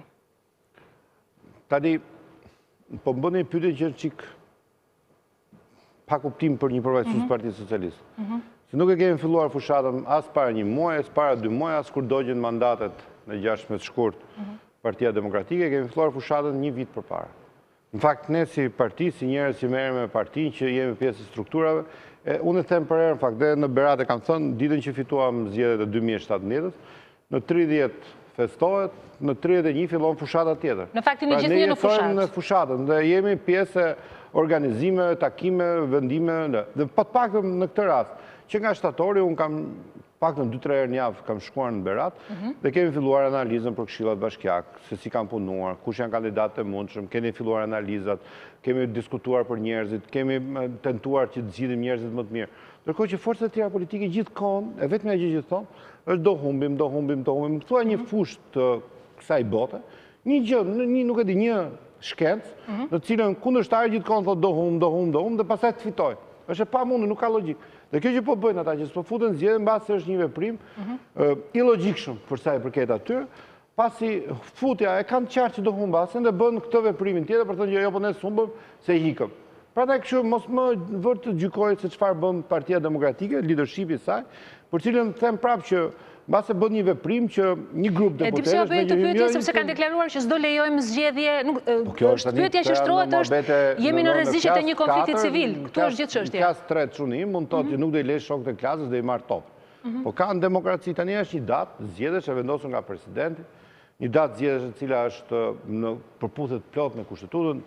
Në demokraci funksionale gjithë gjërat shkojnë me zgjedhje. Është kjo demokraci funksionale, Jona? Po padyshim nuk është demokraci. Janë 40 parti që do kandidojnë, ka 6 kandidat pavarësh. Njëra parti në fakt është regjistruar jashtë afateve ligjore, referohen partisë së zotit Patozi që lë pikpyetje lidhur me mënyrën dhe se si ka vepruar KQZ-ja. Pra, ju më thatë që si e bën këtë. Unë them që mbase kanë bërë një veprim. Jo si e bën, po shkonin në zgjedhje pa opozitën. Sot, 9 vitën përpara, ne kemi qenë grevurie. Kur u futëm grevurie, ka qenë fiks kjo datë, 29-30 prill, zgjatet deri 19 maj. Vajtëm aty, ne nuk do dinim gjalla apo jo, nga 200 vete, 220 veta deputet dhe mbështetës Partisë Socialiste, 60 të ca për e tyre dole me barel, pra po ishin plagosur, pra unë isha një nga ata që nuk e dia. Isha në tha doktori 10 herë, dil, nuk mere mos e rume që dole, asë s'do kisha dalë. Edhe ne dhe rrezikuam, menduam që ishte e nevojshme të sakrifikonim aq shumë që njerëzit kuptonin që në zgjedhjet në Shqipëri në 2019 ishin vjedhur. Dhe po se liberistat kisha hapur kutit, dhe t'ishtë numëruar kutit. Të njëjtën gjë thot opozita sot për ju, ë? Zgjedhjet janë vjedhur. Ata kanë vendosur të bëjnë këtë sakrificë. Ata vendosur të sakrifikojnë. Lanë mandatet e tyre, 50 burra dhe gra, të cilët morën një vendim politik adult, asnjë nga ata nuk e morën nën presion, e morën vendim do sakrifikojnë, sakrifikuan mandatet e tyre për të ngritur këtë shqetësim. 40 tjerë, 50 tjerë morën votet e tyre në parlament. Demokracia vazhdon, ata u sakrifikuan për një vepër të madhe që ju thoni sot. Kur ju më thoni demokracia funksionon, nëse unë ju numëroj, parlamenti pa 140 deputet, pa gjykatë kushtetuese, pa gjykatë të lartë, me një diskutim shumë të madh lidhur me procesin që si po vijon i vettingut në këtë rast, pa reformë zgjedhore. Dhe kaq funksionale? Jo, si shkjo pa reformë zgjedhore, ka një sistem zgjedhor që mund të përmirësohet, si çdo herë para zgjedhjeve ne kemi bërë, jemi të gatshëm ta diskutojmë dhe do ta marrim këtë vendim. I kemi ftuar të diskutojmë. Është vërtet sot në një koalicion që keni bërë si Parti Socialiste është publikuar dhe një dokument, të cilin e kam këtu, është një koalicion i përbashkët i partive të majta së bashku me Partinë Socialiste, në të cilën është perifrazuar edhe Partia Socialiste garanton se do të përfshin administratën në administrimin qeverisës çdo individ me nivel të lartë profesional dhe moral që kontribon publikisht në radhët e partive të këtij koalicioni. A nuk është shkelje ligjit kjo? Po jo, më nuk është, nuk po thonë as do prishim ligjin e shërbimit civil, as do prishim kodin e punës. Ajo që thuhet atje është individ caktuar cilët janë në sferat që i kap spektri politik, mund përfshien në jetën politike të vendit. Çfarë problemi ka? Jo në jetën politike, administrimi është tjetër gjë jeta politike, se çfarë bën në Partinë Socialiste dhe më ndërhynin në komentet të si, po kjo është thelbi, se ju kur thoni edhe me këtë sistem mund të shkojmë me një riformë që nuk ka zgjidhur angazhimin e resurseve publike në fushat, që nuk ka bërë financim, transparencën e financimit partive. Mund shkohet në zgjedhje kështu? Partia Socialiste e Shqipërisë, Edi Rama, në 2017 doli dhe tha, ne nuk dua mandat as me LSI as me PD-n, ne duam me qytetarë të thjeshtë. Dolëm vetëm fushat, pa koalicion, dhe e kërkuam qytetarëve në jepni votën se do ju mbështesim dhe do ju dëgjojmë mendimet tuaja. Dini një ditë të vetëm, një ditë të këtyre 2 viteve në pushtet mbas 2017, që s'kemi dëgjuar opinionin e qytetarëve, s'kemi qenë bashkë me qytetarët. Unë vetë në ministrinë që mbuloj, duke qenë dhe Ministria e Mjedisit, më thoni një rreth të Shqipërisë ku nuk kam qenë, s'kam diskutuar me komunitetet caktuar atje, për problematika caktuar, jemi përpjekur të japim zgjidhje, jo të gjitha ju kemi dhënë zgjidhje, por ama shumë gjëra kemi futur në rrugën e zgjidhjeve. Dhe si unë gjithë kolegët e mi ministra, apo drejtor, apo zëvendës ministra, apo njerëz që kanë në dorë në fare. Pra ma konfirmoni që ky paragraf është i vërtet, nuk ishte unë nuk di të them detaj, unë nuk kam qenë atë, unë flas këtu për ato që di. Flas për ato që kam njohuri, flas për ato që kam... Por nuk i bëri përshtypje, thatë që është nëse normale. Po ta them, nuk ka asnjë gjë në atë gjë, sepse Endri Shabanin e kam në lidhje të drejtë nuk ka shkelje. Dakor. Endri Shabanin e kam në lidhje të drejtë për nga Parisi. Endri, mirëmbrëma. Mbrëma, përshëndetje. Jam me zotin Klosi në studio dhe si gjithmonë dëshira ime për të pasur edhe zërin e shumë të rinjve shqiptar që studiojnë edhe formohen jashtë, natyrisht, për zhvillimet e brendshme në Shqipëri. Më thuaj, Endri. Unë kam një pyetje fakt për zotin Klosë, por para se ta bëj pyetje dua të bëj koment fakt. Dëgjova që fliste me zell të madh për legitimitetin që ka majoranca. Ose më saktë për faktin që majoranca ka një majorancë. E vërteta është që në zgjedhjet e fundit PS-ja ka marrë 48% të votave. Pra populli nuk i ka dhënë një majorancë për qeverisur. Populli i ka dhënë 48%. Ndërkohë që sistemi elektoral që PD-ja dhe PS-ja kanë bërë bashk, i ka dhënë 52% të vendeve, i ka dhënë 74 deputet. Kështu që do të them majorancën nuk e kanë sepse ja ka dhënë populli, e kanë sepse e kanë kap pushtetin, e tani e dajnë si plaçkë dhe ajo prova që ju solët juve është pikërisht prova e plaçkës. Pra këta janë qeta. Më fal, pak më shumë zë. Pak më shumë zë në studio, ju lutem. Okej. Nuk e di nëse u dëgjova, po. Okej, shumë mirë, perfekt. Okej, po thoja që populli juve ju ka dhënë 48% votave në zgjedhjet e fundit. 52% të vendeve në parlament i keni marrë nga sistemi, jo nga votat e popullit. Pra populli nuk ja u ka dhënë majorancën. Po ju e keni kap bashkë me PD-n, e keni kap sistemin. Gjithë bashkë përfaqësojnë 46% të votuesve, sepse pjesa tjetër s'ka votuar hiç. Dhe çfarë bën? 67 deputet i do të merrnin po të ishte sistemi i pastër. Kanë marrë 74 deputet, 7 deputet i kanë marrë PS-ja plus, 3 deputet i kanë marrë PD-ja plus, sepse kanë dizenjuar vetë sistemin. Tani flasim për legitimitet. Ndërkohë që po kalojmë ke një çështje tjetër që dua të bëj një pyetje që nuk vlen vetëm për zotin Klosi, por me që zoti Klosi është këtu, edhe unë e kam ndjekur ka 19 vjet që e ndjek. Edhe dua t'ja bëj si pyetje, jam edhe kuriozitet në fakt. Zoti Klosi, çfarë ju motivon të merreni në politikë? Do të thënë, cili është ai motivimi i brendshëm për të marrë në politikë? Se keni qenë ministër në vitin 2000. Në atë kohë kur keni qenë ministër, Shqipëria u njoh për herë të parë si vend kandidat për në BE. Dhe 19 vite më vonë ju vazhdoni të jeni ministër, Shqipëria vazhdon të pres një përgjigje që t'i hapen negociatat. Në atë kohë thonin që shumë shpejt do bëhemi pjesë e BE-s. Vazhdojmë t'i dëgjojmë këto prava. Keni qenë Ministër Kulture, po keni votuar pro prishjes të vetmi teatër kombëtar që ne kemi në këtë vend. Keni qenë deputeti Durrësit, po nuk keni thënë asnjëherë asnjë fjalë për betonizimin e rrënojave antike e romake, që ndoshta janë trashëgimia më e mirë kulturore që kemi. Jeni aktualisht Ministër Turizmi të një vendi që nuk ka asnjë plazh publik. Pra, ca janë rrethu me garde, ca janë rrethu, janë privatizuar, janë bërë me mure, pjesa tjetër pastaj janë zënë me shezlongje. Jeni ministër mjedisi i vendit, një prej vendeve më të ndotura në planet.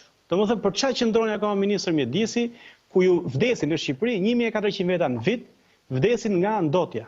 Domethënë vdesin më shumë njerëz në Shqipëri që s'kemi asnjë fabrikë në këmbë, se sa vdesin në vendet industrializuara si Gjermania apo Anglia apo Britania. Kam përshtypjen se duhet jeni vetëm ministër mjedisi në planet që keni votuar pro importit perave nga jashtë. Dhe pastaj e keni edhe guximin që shkoni dhe dilin e për lagje, pastroni një 2-3 plera aty dhe i bëni moral qytetarëve që të mos hedhin qese. Edhe realisht, do të thënë, çfarë bën që të qëndroni ministër apo që t'i jepni 6 milion euro në vit një biznesi që djeg plera dhe t'jen fier, ku keni qenë deputet, ndërkohë që me këto para shumë mirë mund t'i kishit investuar për të pastruar ajrin që është jashtëzakonisht i ndodhur, për cilën vdesin njerëzit për ditë, ose pak reaksion qytetarëve që të çrohen, të kuroheshin. Do të thënë, a keni në një përgjigje për këtë? Do të thënë, jam kurioz, a keni dilema të brendshme? Do të thënë, a ju vret në një çik tërgjegja, do të thënë, për atë që po i bëni Shqipërisë? A keni, do të thënë, patjetër. Do ta jap përgjigjen. Dakor, edhe unë jam kurios ta dëgjoj atë. Po, faleminderit. Nuk e di do ta bëjmë debat apo do marrësh përgjigjen dhe mbyllim, po s'ka rëndësi për të dyja. Ose Solita na lejon e bëjmë debat. S'ka problem. Për sa i përket sistemit, se diskutuar për sistemin zgjedhor, sistemi që e ka votuar Parlamenti shqiptar me konsensus 2009 të forcave ndaja politike, që ishin pak mund të kishte edhe një element plus, atëherë u diskutua shumë. Ne e kërkuam si Parti Socialiste, por nuk e pranoi PD-ja, që të kishte edhe sistem me prim, siç e ka Italia, siç e ka Greqia, që ajo që tha aty diferenca që vjen nga sistemi rajonal proporcional, por edhe diferenca që vjen nga primi, forca e parë politike në vend, që ka ndryshuar koha, besoj, nuk e di sa vite keni jashtë, po pak ne keni ditur këtë sistem në Shqipëri ka ndryshuar sistemi, nuk votohet më në mazhorancë, mos prit më që të bëhet në herë në jetë një mazhorancë e vetme, që të ketë 51% votave. Nuk ka për të ardhur më ajo. Ajo që ne morëm 2017 ishte një vot plebiscitare për punët e mira që kishin bërë, edhe për mua si ministër në qeverinë e kaluar, po për qeverinë e Edi Ramos dhe të Partisë Socialiste, dhe njerëzit janë ata që na gjykojnë, dhe ky është fakt sistemi. Për sa kohë që njerëzit na gjykojnë pozitivisht, ne jemi në drejtim të këtij vendi. Për kohën kur njerëzit tonë që nuk merrnin më votat, ne do largohemi. Dhe kemi provuar, u larguam 2005 me një metodë 3 në asaj kohë, nëse e mban mend, nëse e ke dëgjuar. Tani pyetja juaj që pse sistemi. Ky sistem po ju them prapë që është sistem që mund të ketë ato ndryshimet e veta, mund të ketë problematikat e veta, por është sistemi. Dhe këtë sistem kemi, këto rregulla loje kemi, s'mund të ndryshojmë në mes të rregullave të lojës. Një sistem i cili na dha fitore në pothuajse të gjithë qarqet e Shqipërisë, për ashtu 2-3 qarqe me një numër jo të madh mandatesh deputetësh. Pra, e gjithë Shqipëria votoi Partinë Socialiste dhe Edi Rama. Dhe është besoj që është një sistem pozitiv, pasi të jep mundësinë që jo vetëm të jesh një parti politike që të kesh një listë, por të jenë dhe njerëzit dhe deputetët lidhur me rajonin, me qarkun nga cila ta vit. Edhe të përpiqen për interesat e qarkut. Për sa i përket asaj problematikës sime si ministër. Tani dhe ju jeni analistë dhe keni kaq shumë vite që na kritikoni, po të paktën ca gjëra më thoni më me elegancë. Se nuk vjen mirë që nga Franca ku jeni ta bëni Shqipërinë një vend i ndotur. Shqipëria mund të jetë një vend i papastër, edhe është i papastër, po nuk është një vend i ndotur dhe për këtë ju garantoj. Një vend i cili nuk prodhon ndotje, është vendi vetëm me cili ka energji 100% bio, dhe është një vend i cili edhe në kohën që unë drejtoj Ministrinë e Mjedisit, me problematikat që ka mjedisi në Shqipëri, të paktën në një vit e gjysmë, vitin e fundit, kur ne e drejtojmë si Parti Socialiste këtë dikaster, kemi bërë aq shumë që të paktën opinionin e njerëzve ta dëgjojmë, dhe për ditë opinioni e njerëzve është pjesë e debatit ton për shumë gjëra. Dhe nëse para një vit e gjysmë, 2 vjet, nuk flitej fare për mjedisin, tani çdo ditë ndiqni kronikat dhe televizionet Ora News, besoj që është një nga televizionet informativ më të ndjekur në vend, dhe çdo televizion tjetër për ditë flitet për mjedis. A është kjo një gjë që duhet të bëjmë mua që ta vazhdoj karrierën politike? Ju garantoj që si çdo profesion, si profesioni juaj, edhe politika është me eksperiencë, është me përvojë, është me rekorde dhe me rekorde performanca dhe unë përpiqem çdo ditë që atë ditë që jam në zyrë të bëj një gjë të mirë për vendin. Dhe nëse para pak ditësh bëra një gjë të mirë, është kjo që thatë ju, që ju se keni marrë informacionin, po ja u them ju, miratuam një vendim të ri të Këshillit të Ministrave, i cili plazhet publike i detajon që do të jetë 20% plazhet privat dhe 8% plazhet privat. Aty ku bashkitë japin për menaxhim. Ishte një vendim i ri, do përpiqemi ta zbatojmë. Besoj që në sezon e ri turistik do të zbatohet në mënyrë të rregullt. Dhe kjo ja është një punë që ne kemi bërë. Kemi bërë një punë tjetër, që mbase nga Franca mbase s'duket sigurisht mirë. Para ma Shqipërinë në 2018 vizituan 6 milion turistë tuaj. 6 milion pasaporta tuaj hynë në Shqipëri, sepse mendojnë që Shqipëria është më mirë se në 2017 nga pikpamja turistike, ku hynë 5 milion. Prapë nuk është një arritje e madhe po ta gjykosh nga Franca, por nga Shqipëria, nga të ardhur që ne kemi nga turizmi, janë përpjekje të vogla, por që në vazhdën e punëve që ne realizojmë, na japin këto votat. Se duhet që, fakt duhet e mira, që ashtu si shumë kam dëgjuar për ju dhe ju inkurajoj ta bëni, të krijoni një parti politike, të vini këtu me shokët tuaj, me njerëzit që ju mbështesin, që ju dëgjojnë, që ju besojnë, është shumë e rëndësishme të ju besojnë, të japin votën, dhe pastaj do të keni mundësi që të bëni gjëra më mirë. Padyshim. Do krijosh parti politike ende? Padyshim. Do krijosh parti? Padyshim. Po jo mos ka rëndësi kjo, po ndjesia që duhet krijohet, po ndjesia që duhet krijohen forca të reja politike, po padyshim. Është shumë e nevojshme që tu të ketë konkurrencë. Edhe ajo që unë e thash fakt nëse ndoqet emision dhe me Sonilën, është që mua si politikan karrierë nuk më vjen mirë që gara është pa kundërshtar. Se ne jemi aty për të bërë garë dhe prandaj kishim 2 vjet që përgatitesh. Tani kundërshtari u toroq. Vendi është i hapur, bujrum, sillni kandidaturat të kandidojnë në gjithë botën ka të Sonila, dëgjojmë në forcët e reja kanë mbështetje. Vijo. Okej. E para të sjarë 2-3 gjëra. E para nuk e them unë, se unë s'kam asnjë dëshirë që ta nxjerrë Shqipërinë si vendi i ndotur. Është raporti i vitit 2017, është raport ndërkombëtar, ne jemi një ndër vendet më të ndotura në botë. E para, jemi të papastër, e pranoj, mund të jemi të papastrit. Marrëveshje për fjalën. Nuk më shikoj edhe një herë. Nuk më shqetëson, mua më shqetëson që vdesin 1400 veta nga ndotja, kjo më shqetëson mua. Dhe mua më shqetëson që i japim një biznesi që djeg plerat atje, që akoma se ka ndërtu incinerator, japim 6 milion euro në vit. Mua më shqetëson shumë kjo.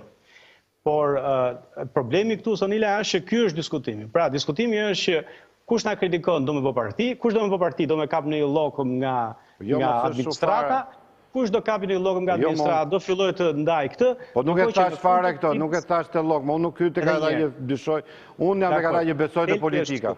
Dhe them që politika është shumë gjë e mirë, edhe është një nga instrumentat e vetëm që demokracia ka prodhuar pozitive. Patjetër. Dhe ju inkurajoj të merreni me politikë, as llokëm tash nuk marr se nuk e mendoj në politik, unë dekurajohem për politik kur shoh një ministër kulture i cili vepron kundër asaj e cili duhet përfaqësoj. Kur shoh një ministër mjedisi që voton pro importit plerave.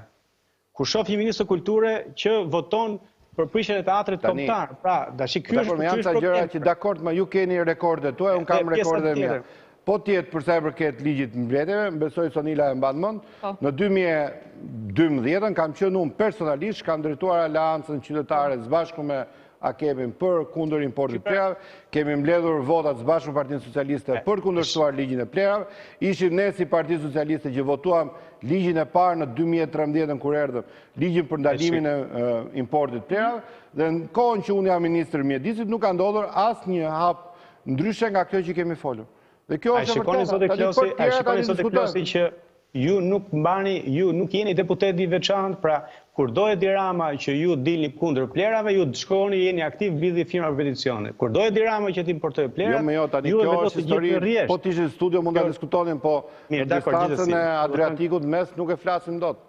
Dakor. Mirë, ju përshëndes atëherë. Jo, se nuk kemi lost in translation. Nuk kam asnjë gjë negative me ju, po ja u them sinqerisht atë jo se kam me ju, temi sinqert, po jo më realisht që nuk kam asnjë rekord negativ kaq ju. E kam edhe me ju.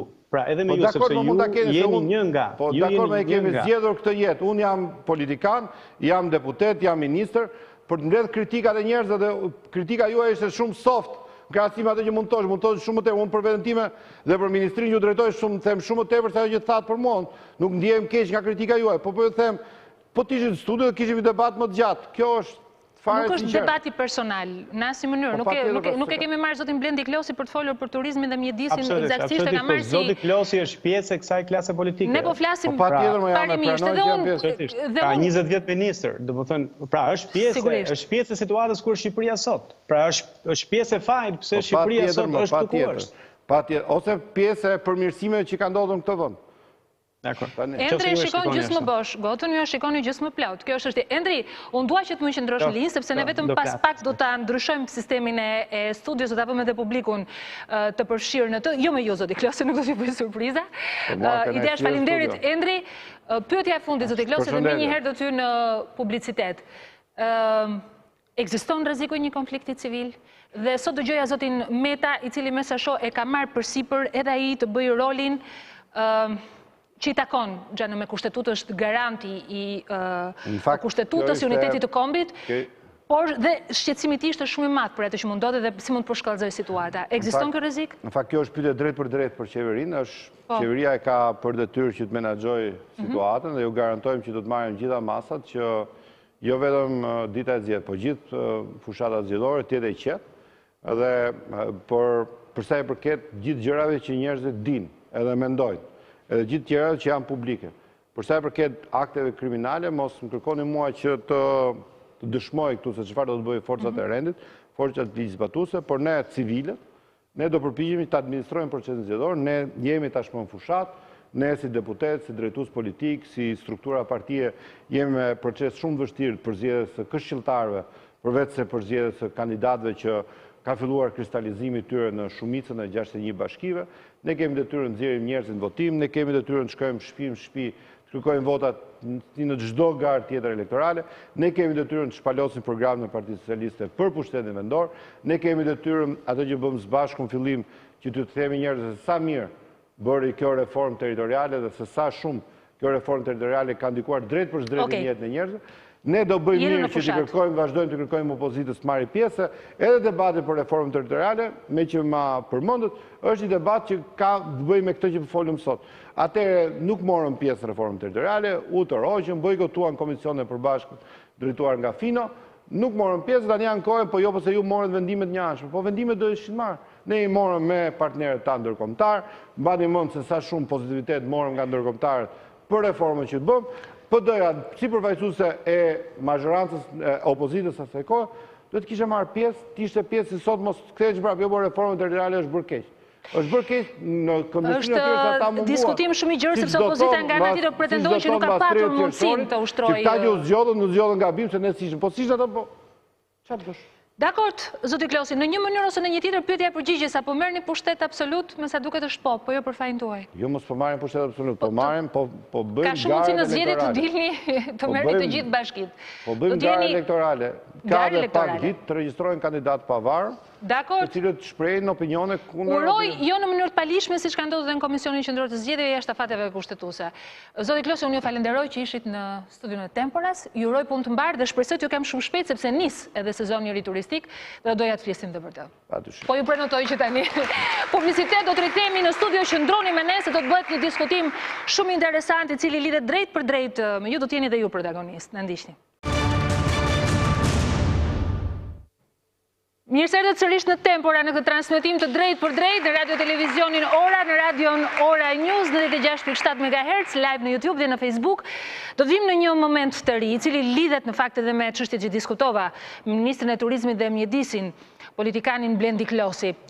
Përgjithsisht ne diskutojmë, njerëzit mund kenë prirje të majta të djata, mund të jenë militant, me disa lloj bindjesh herë të trashëguara, shpesh herë të ndryshuara, të sfiduara. Ajo që kërkohet në thelb është që qytetarët pas 30 vitesh të kenë mundësi të flasin për një demokraci funksionale e cila përmbush nevojat e tyre jetike, e cila ju përgjigjet atyre vlerave të përbashkëta që përmbavet fjala demokraci. Ndoshta të lodhur, të ezauruar nga një periudhë e gjatë 30 vjeçare, një tranzicion i cili nuk ka fund, ngjan se kur të fjalëshin ndryshim sistemi është bërë një barn magjike.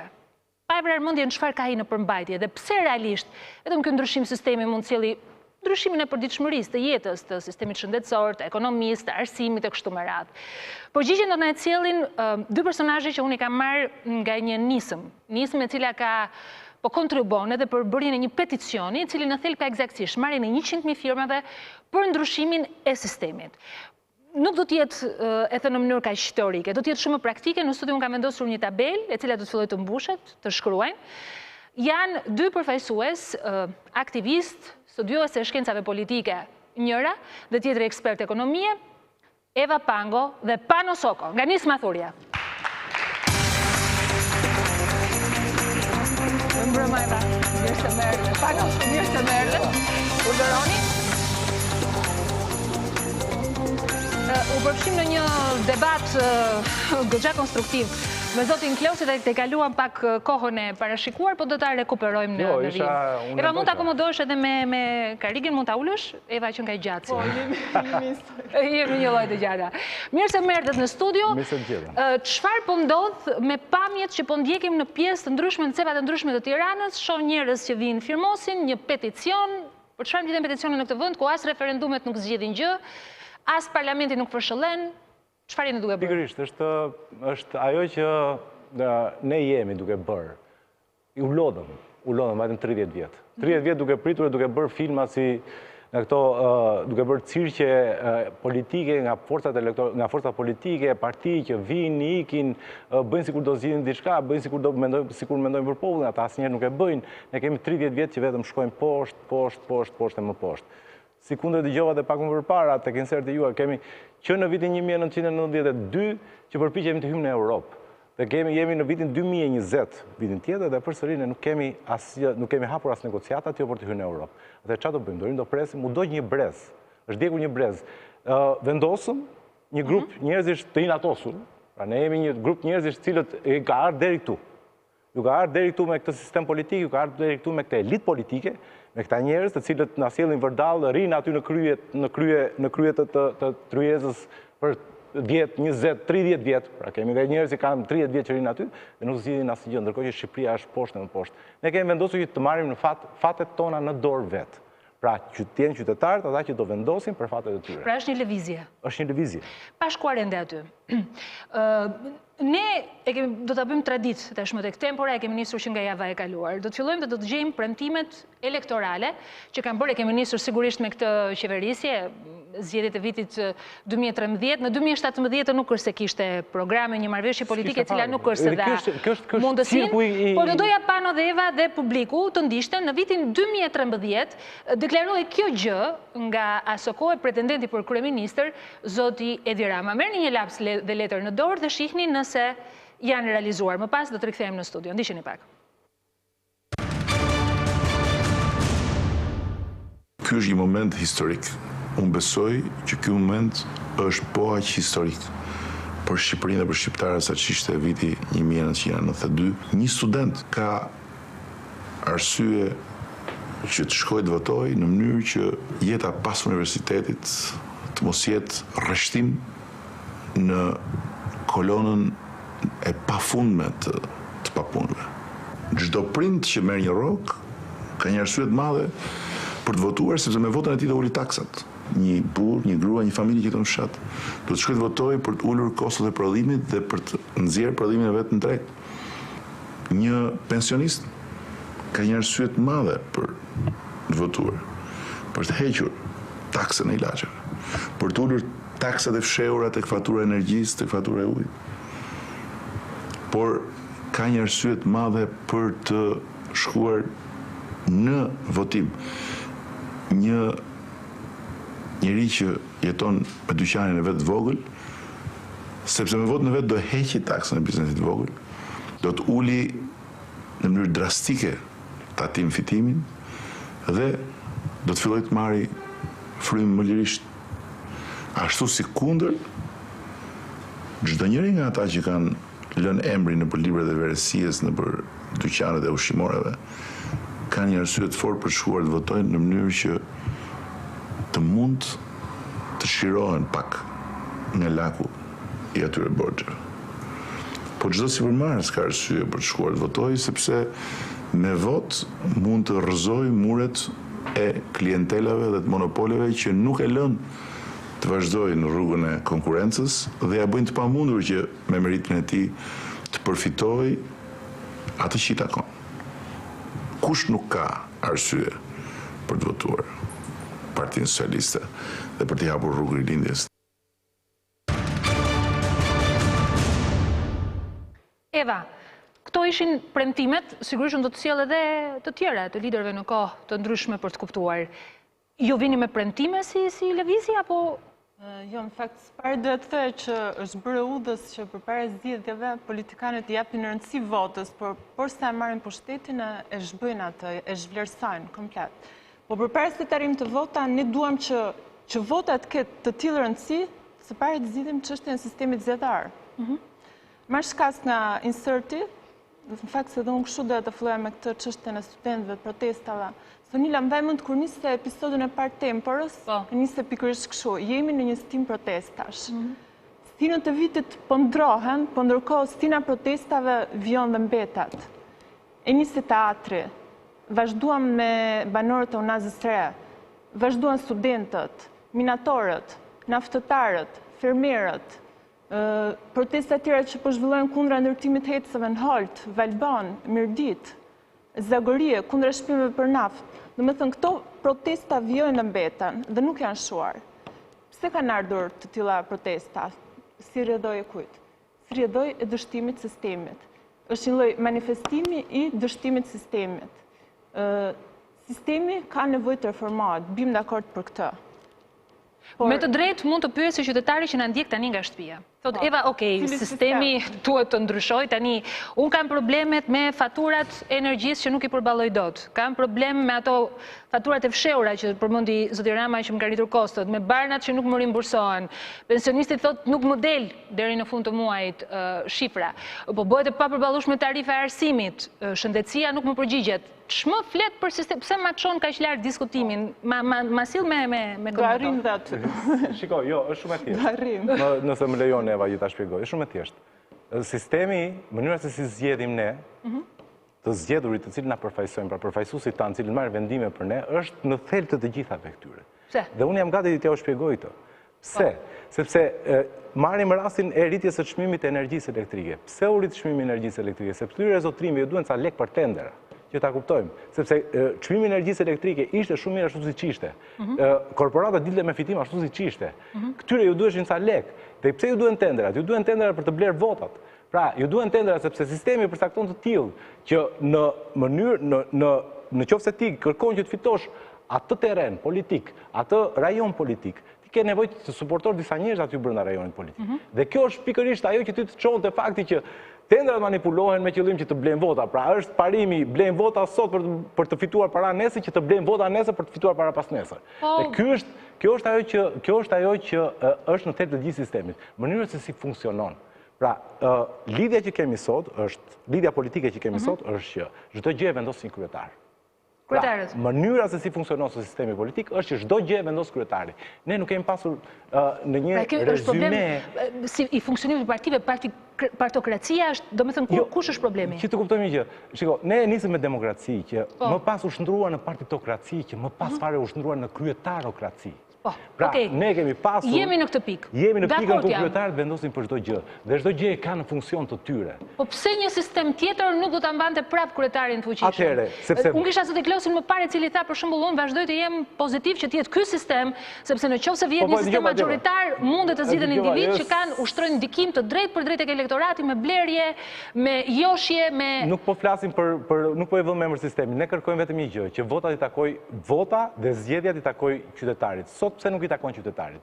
Po marrim rastin e një liste të një qarku caktuar, do të marrim rastin e Tiranës. Në rastin e Tiranës, Partia Socialiste në ditën më të keqe të saj fiton 15 deputet në Tiranë. Pra në qoftë se merr një gomar nga ata që bëjnë e vendos të parë në listë, gomari nesër e ka deputet. Është e sigurt. Pra 15 të parët janë emërim i kryetarit, sepse Partia Socialiste i ka këtë prishinën e votave për të marrë 15 deputet. Nuk është problemet e partisë, është dhe projekcion i pritshmërisë së elektoratit. Mënyra se si është ndërtuar e tillë, pra mënyra se si është ndërtuar sistemi, pra me listat e mbyllura. E kemi dëgjuar, kemi sistem proporcional rajonal me listat e mbyllura, ku kryetari vendos kush është i pari, i dyti, i treti, i katërti, i pesti, i gjashti në listë. Kjo gjë e vendos në fakt emërimin e deputetëve dhe jo zgjedhjen e deputetëve. Pra, deputetët emërohen, nuk zgjidhen. Emërohen nga kryetari, sepse kryetari e di që 15 parë në Tiranë. Kush është mang pastaj që influencën e bën vetë kandidati, më fal, e bën vetë kandidati i listës e ushtron influencën e tij. Ne i njohim se si funksionojnë të fortët në këtë vend. Natyrisht. Ne i njohim si funksionojnë njerëzit e lidhur me krimin organizuar, njerëzit që kanë trafiqi influencash, e bën ai, nuk e bën kryetari, ose kryetari mundet që në letër teorikisht jetë një figurë ke qef dëshirë ta shohësh në ekran, dhe gjithë punën e bëjnë vasalët e tij në terren. Patjetër, po për të vajtur tek ajo. Në këtë moment, pra kur flasim për listat të mbyllura, çështja është që nuk ka më pesh vota, pra nuk përfaqëson gjë vota. Vota nuk zgjedh asgjë, i ka zgjedhur kryetari kush do jenë 15 e parë të cilët do të jenë në parlament. Pra të thashë edhe një gomar të marrë të vëjë në krye të partisë numri 1 i Partisë Socialiste, gomarin do ta kesh në parlament. Atëherë çfarë duam ne? Ne duam të ikë kjo kryetari. Ta zgjedhin njerëzit më. Ta zgjedhim ne më. Ta zgjedhim ne kush do t'i pari më. Ai që do marrë më shumë vota atje t'i pari. Se do ta përcaktoj kryetari. Ai që do marrë më shumë, ai që dua unë, ai që më pëlqen mua. Ky është problemi vetëm pse fokalizon eksaktësisht në këtë pikë. Ç'është gjeneza? Më le ta shpjegoj. Sepse çdo njeri që zgjidhet nga ky sistem ku kryetari e përcakton, i ka detyrimin kryetari, nuk ka mua. Detyrimin e ka kryetarit. Ai është i gatshëm të ngrej votën për çdo gjë që do të thotë kryetari. Po marrim rastet më flagrante, ti ke rrugë 20 milion dollar, 20 milion euro kilometri. Po kush është ai deputet që do ta bënte në qoftë se do të jepte llogari para neve? Para neve këtu. Kush është ai deputet?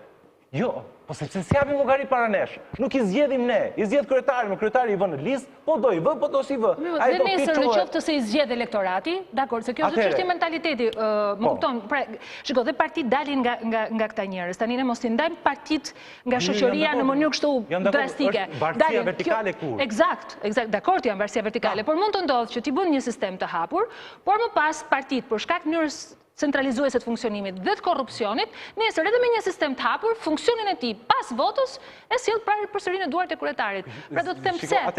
Se bie do të ndryshojnë dhe njerëzit, nuk jo puna vetëm e sistemit. Patjetër, njerëzit do të vinë pas sistemit. Se ka pasur Edi Rama këtë sistemi korrupton njeriu. Jam dakord. Problemi është para se të vim te njerëzit ne duhet të përcaktojmë rregullat e lojës. Jo zotin Klosi që fliste për rregulla loje. Shikoj që ta krahasojmë me një fush futbolli, me një lojë futbolli. Si jemi ne? Ne jemi kështu. Kur do kryetari porta është aty, kur do ikën porta kalon këtej, pastaj aty tek fusha të ngre një mur, pastaj bën ca gropa aty dhe ti nuk luan dot futboll. Sepse ky është një sistem të cilin ata kanë korruptuar. Pra, është një sistem të cilin ata e ndërtojnë siç duan vet. Më kupton? Këtë bën në 2008, i hapur rrugën fakti që ata mund të bëjnë çdo gjë. Ti e di që ne nuk e ndryshojmë dot kushtetutën. Ne, populli i Shqipërisë, sikur të mblidhemi 2.8 milion rezident në Republikën e Shqipërisë, nuk e ndryshojmë dot kushtetutën. Nuk na jep të drejtë kushtetuta ta ndryshojmë dot. Vetëm deputetët. Hoqi edhe referendumet nuk i realizojnë dot. Nuk kemi të drejtë të bëjmë një referendum. E dini ju këtë se kam publikun. Shiko çfarë kam bërë. I kam dhënë mikrofon publikut sepse i thash këtë gjë, edhe përpara se të fillonte programi. I thash dua të bëj diçka, se thuhet ndryshim sistemi ndryshim, prandaj thash edhe në hapje, duket si një barn magjike. Duhet kuptoj përmbajtjen edhe publiku, sepse nëse kemi arritur në 30 vite tranzicion, është tranzicion mentaliteti, jemi të gjithë të hutuar dhe të përfshirë në këtë lloj gjëje. Për shembull, cili është problemi më i madh që hasin sot? Kush mund ta marrë mikrofonin? Kush është nga zonjat? Cili është problemi yti, mos më fol në emër të gjithëve. Problemi yt në përditshmërinë tënde, në jetën tënde, cili është problemi yt më i madh? Unë kam një problem për shëndetësinë. Për shembull.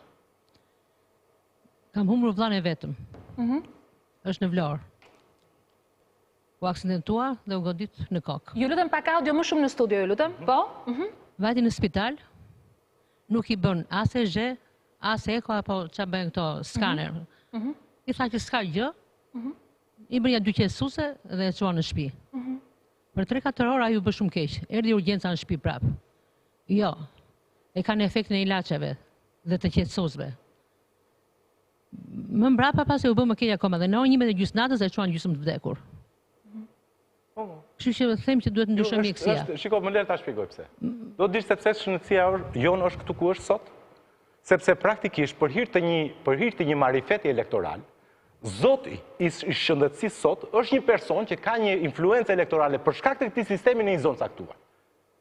Është një person që si soni la di shumë mirë, që ne e dim dhe që qarkullon dhe që flitet. Pra Zoti i shëndetësisë sot është ky personi sepse sistemi është i tillë që kryetari i partisë është i detyruar që t'i lutet ti, dhe si i lutet, duke i dhënë tendrat e shëndetësisë, duke i dhënë lekët që duhet të shkonin për spitalet, që duhet të shkonin për atë, për shkonin për gjithë pajisjet dhe aparaturat, jo, nuk i marrin spitalet.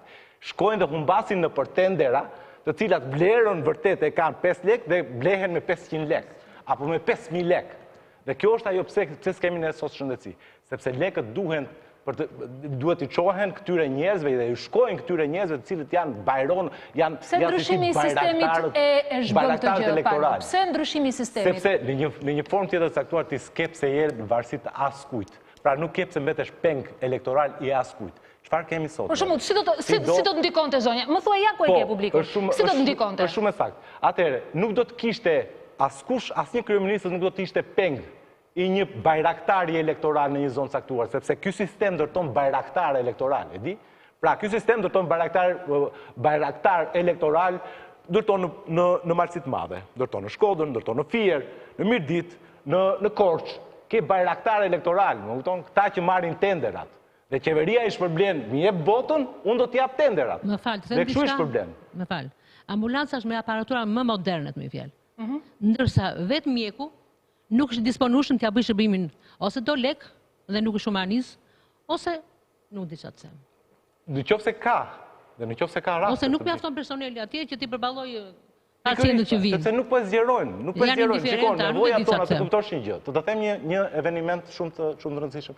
Ne kemi shpenzuar, se kam një tabel këtu dhe është shumë e rëndësishme. Ti kanë dhënë mjetet të domosdoshme. Që ta bëjmë më të qartë për juve. E di se sa kemi shpenzuar neve gjatë gjithë nga viti 1990 deri më sot, nga taksat tona kemi paguar buxhetin e shtetit $60 miliard.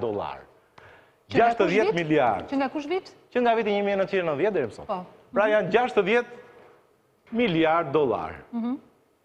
E dini se sa korpuse spitalore të reja kemi ndërtuar neve që nga viti 1990 deri më sot? E dini? 0. Asnjë korpus. Kemi të njëjtët stok korpuse spitalore që kemi pasur në kohën e Enverit. Pra kemi vetëm rekonstruksione, nuk kemi vetëm rekonstruksione dhe vetëm tenderat që bëhen për rekonstruksione, të cilat normalisht ne e dimë se si shkojnë. Pra, nëse kushton 5, ajo shitet për 50 apo ndoshta edhe për 500. Sepse kjo është ajo. Por nuk të them më të fortën fare. Ne kemi marrë, gjithë jetën tonë kemi marrë $15 miliard borxh. Shqipëria. $15 miliard i kemi marrë borxh dhe 10 miliard i kemi tani, që flasim. Diçka më shumë se sa $10 miliard i kemi tani borxh. Kemi shpenzuar edhe $7 miliard të tjera kemi pasur investime. 7 miliard. Në total janë 22 miliard. Tani, me 22 miliard, kjo është globi. Kjo është toka. Poliveriut, polijugut. Kjo distanca këtu është 19.000 kilometra, nga Poliveriut në polijugut. Që të japë me fakte, sepse më duhet që t'jem edhe pak faktik në këtë që po flas. Pra dhe tash merrni laps dhe letër tash dhe publikut. Të lutem, më lexo, është ky një projekt, është EMP project, më lexo se sa kushton një kilometër autostradë në vende të zhvillim, sepse ky është EMP project që mat kostot e ndërtimit të një autostrade. $1.1 milion Po, $1.1 milion dhe $1.3 milion. Atëherë, në Indi. Marrim, po, India dhe Kina, sepse ato janë dy. Atëherë, 1 kilometër autostradë. Po. Autostradë kushton, po i marrim $1.3 milion. Po. More maksimale, në? Po, ne kemi shpenzuar $22 miliard gjatë gjithë kësaj kohe. Në qoftë se do ishim nisur në 1990 nga Poliveriut, do kishim ndërtuar një autostradë me këto lekë që kemi paguar ne, pra vetëm me lekët e borxhit që kemi marrë edhe me lekët e investimeve që kemi paguar nga taksat tona. Me 4 korsi. Me 4 korsi dhe do kishim arritur tani në Polin e Jugut. E kuptoni se çfarë kemi bërë? E kuptoni se çfarë na ka bërë ky sistem ne? Dhe një spital nuk kemi bërë. Dhe nuk kemi ndërtuar asnjë spital. Një spital të ri nuk e kemi ndërtuar. Dhe na kanë shkarë të gjithë, ashtu si kundër shkiti tani zoti Klosi. Shiko, kundër argumenti mund të jetë, erdhëm nga një sistem, kaluam në një sistem tjetër, kaluam mes përmes vitit 1997, ndodhen piramida cilat thithën një pjesë shumë të madhe të kursimeve të njerëzve kështu me radhë që një zot e di se jo, nuk po flasim për taksat. E di, e qartë. Për mjedis mund të jetë ky kundër argumenti dhe si thua, vështirësia kjo ka qenë vetë politika, opozita kur Partia në pushtet kur ka kaluar në opozitë është bërë një pengesë totale duke e kthyer mbrapsht gjithë një procesin. Gjithmonë ka pasur një ground zero, gjithmonë i nisur nga 1.0. Mund të jetë kundër argumenti, ë? Unë po them këtë. Atëre, hajde të japim maturitet kësaj gjithsej zallamahije të madhe, gjithsej rëmuje të madhe që është bërë deri tani. Të japim maturitet. Se ka ndodhur kjo, sepse votën do të peshën vërtet nuk e ka pasur vota juaj. Asnjëherë, nuk kemi qenë ndonjëherë demokracinë. Nuk kemi qenë asnjëherë, ne kemi qenë gjithkohon, kemi qenë partitokraci, ku vendoste partia, dhe së fundi u bën kryetarokraci, as partia. Keni votuar në zgjedhjet e kaluara, pyeset e zonjat e tjera. Gjithmonë keni votuar? E dëgjuam Edi Ramën kur foli. Shumë e saktë ajo që tha. Po studenti që thoshte Edi Rama që nuk do rrimë në radhën e papunësisë, jo, studenti vazhdon, votoi dhe vazhdon të rrinë në radhën e papunësisë. Ai që do t'i uleshin taksat, atij janë rritur taksat. Ka punë, mos ka profesionistët, zoti Rama. Dhe në fakt, pa notime sinqerte, dëgjoj shpeshherë edhe nga shumë entitetet caktuara, subjektet caktuara, të cilët kanë vende pune, por personat që vinë o nuk janë të përshtatshëm, o nuk janë të kualifikuar, o qëndrojnë vetëm pak, o janë të zënë nga kjo marrëria e fitimit të shpejtë dhe nuk janë dakord për punë të vogla. Domethënë, ka dhe një shprishje të mentalitetit, që sigurisht është pjesë dhe kjo e... Gjitha kjo vjen nga fakti që nuk ka më shpresë, këtu humbi shpresa. Tu pas 2013, se Edi Rama u pasi njeriu që do të ndryshonte diçka, ai zhgënjeu më keq shqiptarët. Pra ai zhgënjeu më keq shqiptarët dhe këtu humbi shpresa. Jo, këtu ka krizë besimi ke të gjitha forcat. Se unë kam shumë pjesë aktive protestës studentare. Shpresa nuk ka humbur më. Shpresa sapo është ngjallur. Shpresa kishte fjetur. Shpresën e ngritën studentët. Por atë shpresë... Ku janë studentët tani? Çfarë fituat në fund? Po, një sekond. Atë shpresë që studentët ngritën ne duhet ta kanalizojmë diku. Duhet ta kanalizojmë në zgjidhje konkrete. Studentëve nuk mund të binte përgjegjësia që të ndryshonin sistemin të vetëm. Sistemin duhet ta ndryshojmë gjithë bashkë. Student është student. I intereson disa kushte më të mira studimi, një arsim cilësor, nuk mund të bie përgjegjësia një 20 vjeçari dhe me shumë të drejtë nuk e morën dot përgjegjësi, nuk kaluan kurrë në kërkesa politike. Sepse nuk deshën dhe të identifikoheshin me kërkesa politike, nuk deshën të kishin dhe mbështetje. Dëgjoj, ishin 50.000 studentë në shesh, jo të gjithë ishin në parti politika. Biem dakord, ishte një protestë spontane, ishte një protestë kundër sistemit. Dhe kjo u duk edhe nga mbështetja gjithë njerëzve që me zëri kishin pritur atë ditë që ngrihen studentët. Tani ka ardhur koha, studentët u ngritën, studentët e bërën punën e tyre, tani duhet të ngrihen ne të gjithë bashkë. Çfarë punë bën studentët? Shiko, se tani jam e detyruar dhe unë të bëj pak, domethënë të jap të gjithë kundër argumentat edhe për të kuptuar. E para njëherë ne kemi një krizë shumë të fortë besimit te kjo klasë politike. E gjitha, pra, të gjithë shikohen si kontribues të establishmentit. Studentët nisën një protestë, ishin të pa organizuar, të pa qartë, megjithatë ishte protesta më e mirë e realizuar. Ishte pa organizuar dhe pa qartë. Por, në mungesë të një organizimi, u gjendën shumë të dobët përballë establishmentit. Tani pse kjo që propozoni ju? Atëherë hajde ta zgjidhim gjithë bashkë. Si. Atëherë hajde ta zgjidhim gjithë bashkë. Ne nuk mund të pretendojmë që ata që kanë sjell, ata aktorë politikë që kanë sjell sistemin në këtë lloj gjendje, në këtë lloj degradimi, ta formatojmë pa ata. Jo, sistemin do të formatojmë ne. Ne do marrim përgjegjësitë tona. Ne do marrim sovranitetin që na kanë marrë mbrapsht. Si, ma thuaj, Eva, në peticion çfarë ne shkruajmë? Ma thuaj pak çfarë ne shkruajmë ne në atë peticion?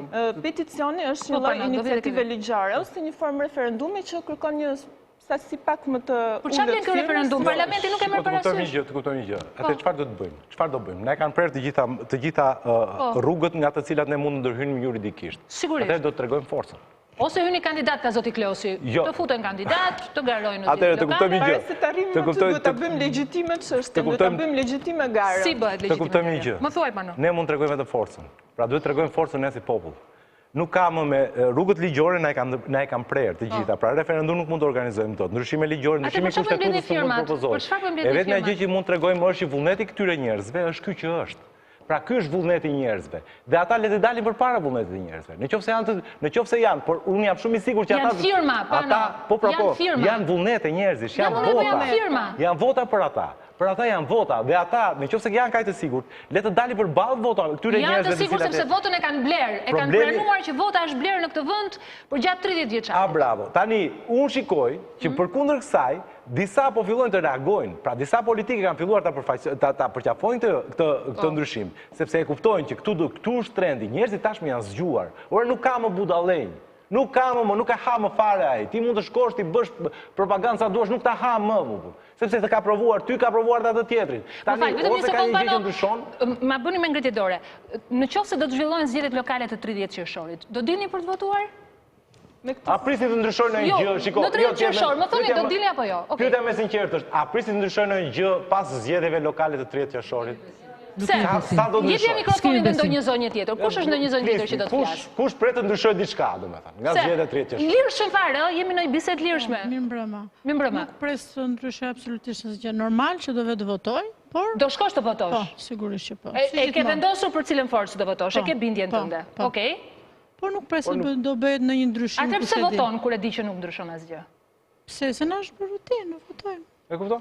Kjo është më vëlla, kështu funksionon. Ai shumë është vlerësuar vota sa është bërë një rutinë. Domethënë, ideja është që ta mbajnë janë në këmbë pikërisht për faktin sepse njerëzit nëse nuk voton, thonë që është e pavlefshme dhe kështu që shkojmë. Po, e pavlefshme bie edhe nëse nuk ndryshon gjë, apo ti e bën ti është në rregull. Ideja është që njerëzit kanë ardhur. Jo, shumë drejt, shumë drejt. Jo, ky është reagimi normal. Njerëzit kanë ardhur në pikën që janë dorëzuar në këtë gjë, sepse nuk shohin shpresën.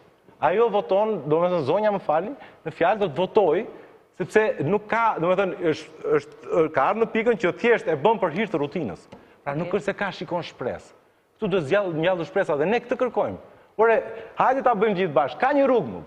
Ka një rrugë të ri përballë. Para se shkojmë tek rruga, publicitet për të rikthyer në studio. Para se shkojmë tek rruga.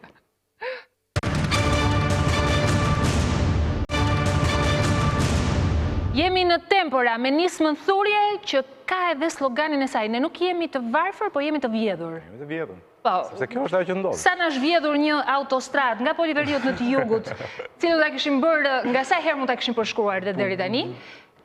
Nuk diskutohet. Tani, unë përpara kam një peticion për ndryshimin e sistemit zgjedhor. Ideja është për të mbledhur sa firma apo në? 100.000 firma. 100.000 firma. Të cilat më pas ku do të shkojnë? Të shkojnë parlamentit. Të shkojnë parlamentit për të shprehur vullnetin e popullit shqiptar. Kjo është një lëvizje. Ka synime elektorale? Jo, nuk ka synime elektorale, dhe për ta sqaruar të çështjen elektorale. Nuk ka vlerë. Çfarë jemi partia e 78, se tha dëgjova zotin Klosi, ta pse s'u bëni parti. Të bëjmë partia e 78 që t'i bëjmë panoramën zgjedhjeve gjoja demokracisë shqiptare. Në fakt lëvizjet kanë sfiduar partitë në gjithë Europën, no? Jo, çështja është, si vjen kjo? Si vjen kjo?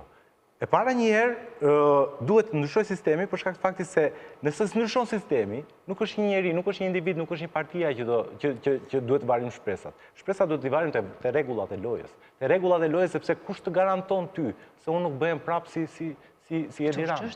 Kjo është çështja. Pra, çfarë garancie kanë këta njerëz që unë që sot flas kaq bukur, nuk bëhem nesër si Edi Rama?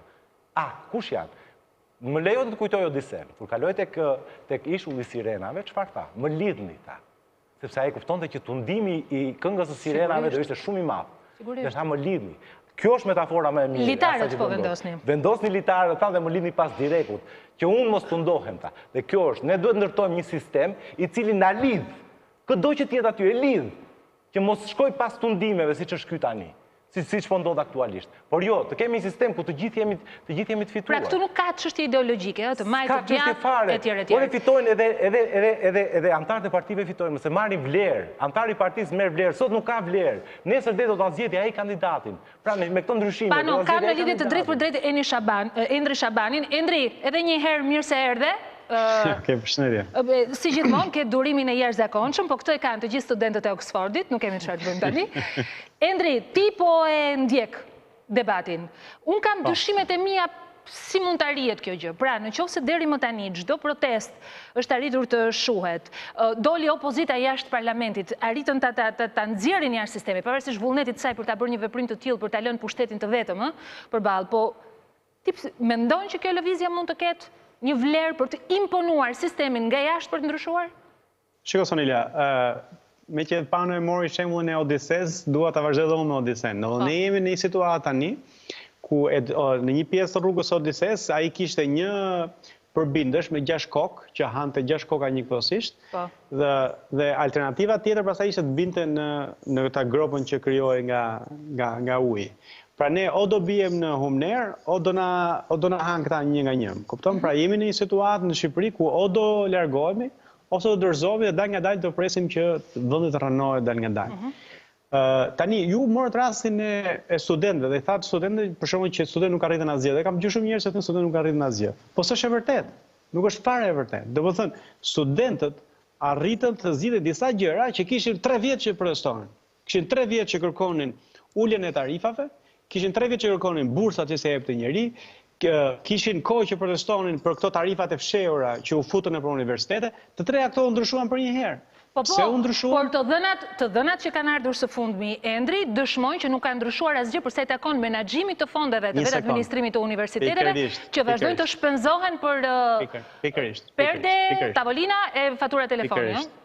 Pikërisht, pra, një sekond. Po, do më thënë, pse ndryshoj pushteti atë? Sepse pati presion. Pra, kur njerëzit bëhen bashkë, pa partitë politike, dhe i shkojmë ballë për ballë, pushteti me një herë dorëzohet sepse s'ka çfarë të bëjmë. Shiko, këta bëjnë si të fuqishëm, po çfarë të bëjë ata 1 milion shqiptarëve që mund të dalin përpara më? Do të thënë, ata qëndrojnë vetëm duke na mbushur në mendje që kjo gjë nuk ndryshon. Opozita është në protestë. Opozita është në protestë. Je dakord edhe me deklaratën për ndryshimin e sistemit që bën kjo opozitë? Po më një sekondë, se cila opozitë, se këta janë pjesë e të njëjtit sistem ose Sonila tani, po më le të shpjegoj diçka. Më le të shpjegoj diçka. Ne, gjatë monizmit, nuk ishim të varfër pavarësisht sistemit, ne ishim varfër pikërisht prej sistemit. Dhe po të shohësh në comparative governance, pra të krahasosh qeverit, nuk është rasti që të gjitha qeverit, të gjitha vendet që janë diktatura, janë të varfra. Pse? Në Shqipëri nuk jetohet keq po t'jesh pjesë e partive politike, po t'jesh i lidhur, po t'jesh ministër, po t'jesh deputet, po t'jesh i lidhur me këta, jeton shumë mirë. Sepse këta i vjedhin gjithë parat, ta i menaxhojnë parat, ta i çojnë fëmijët jashtë, pra është bërë një grup të cilët përfitojnë nga pushteti. Po kujt ja marrin këta? Po pjesës tjetër më ja marrin. Pra shqiptarët, pra ne themi që Shqipëria nuk është e varfër për shëvillë, se këta e vjedhin. E vjedhin por çuditërisht Endri po të hysh tani në rrjetet sociale dhe të lexosh komente qoftë edhe të këtij programi, të çfarë do lloj gjëje, ti do të shohësh edhe njerëz që nuk përfitojnë asgjë nga kjo vjedhje që bëhet nga pushteti, i çdo ngjyre, nuk ka rëndësi, të cilët janë po një lloj militant dhe po një lloj të gatshëm të votojnë partinë e tyre. Një sekondë tani, Sonia, sepse nuk ka vlerë të merremi me viktimat. Domethënë, njerëzit po ndryshimi viktimat do ta bëjnë Endri, por viktimat ti nuk e folur. Po jo më Sonila, sepse njerëzit janë viktimat të sistemit.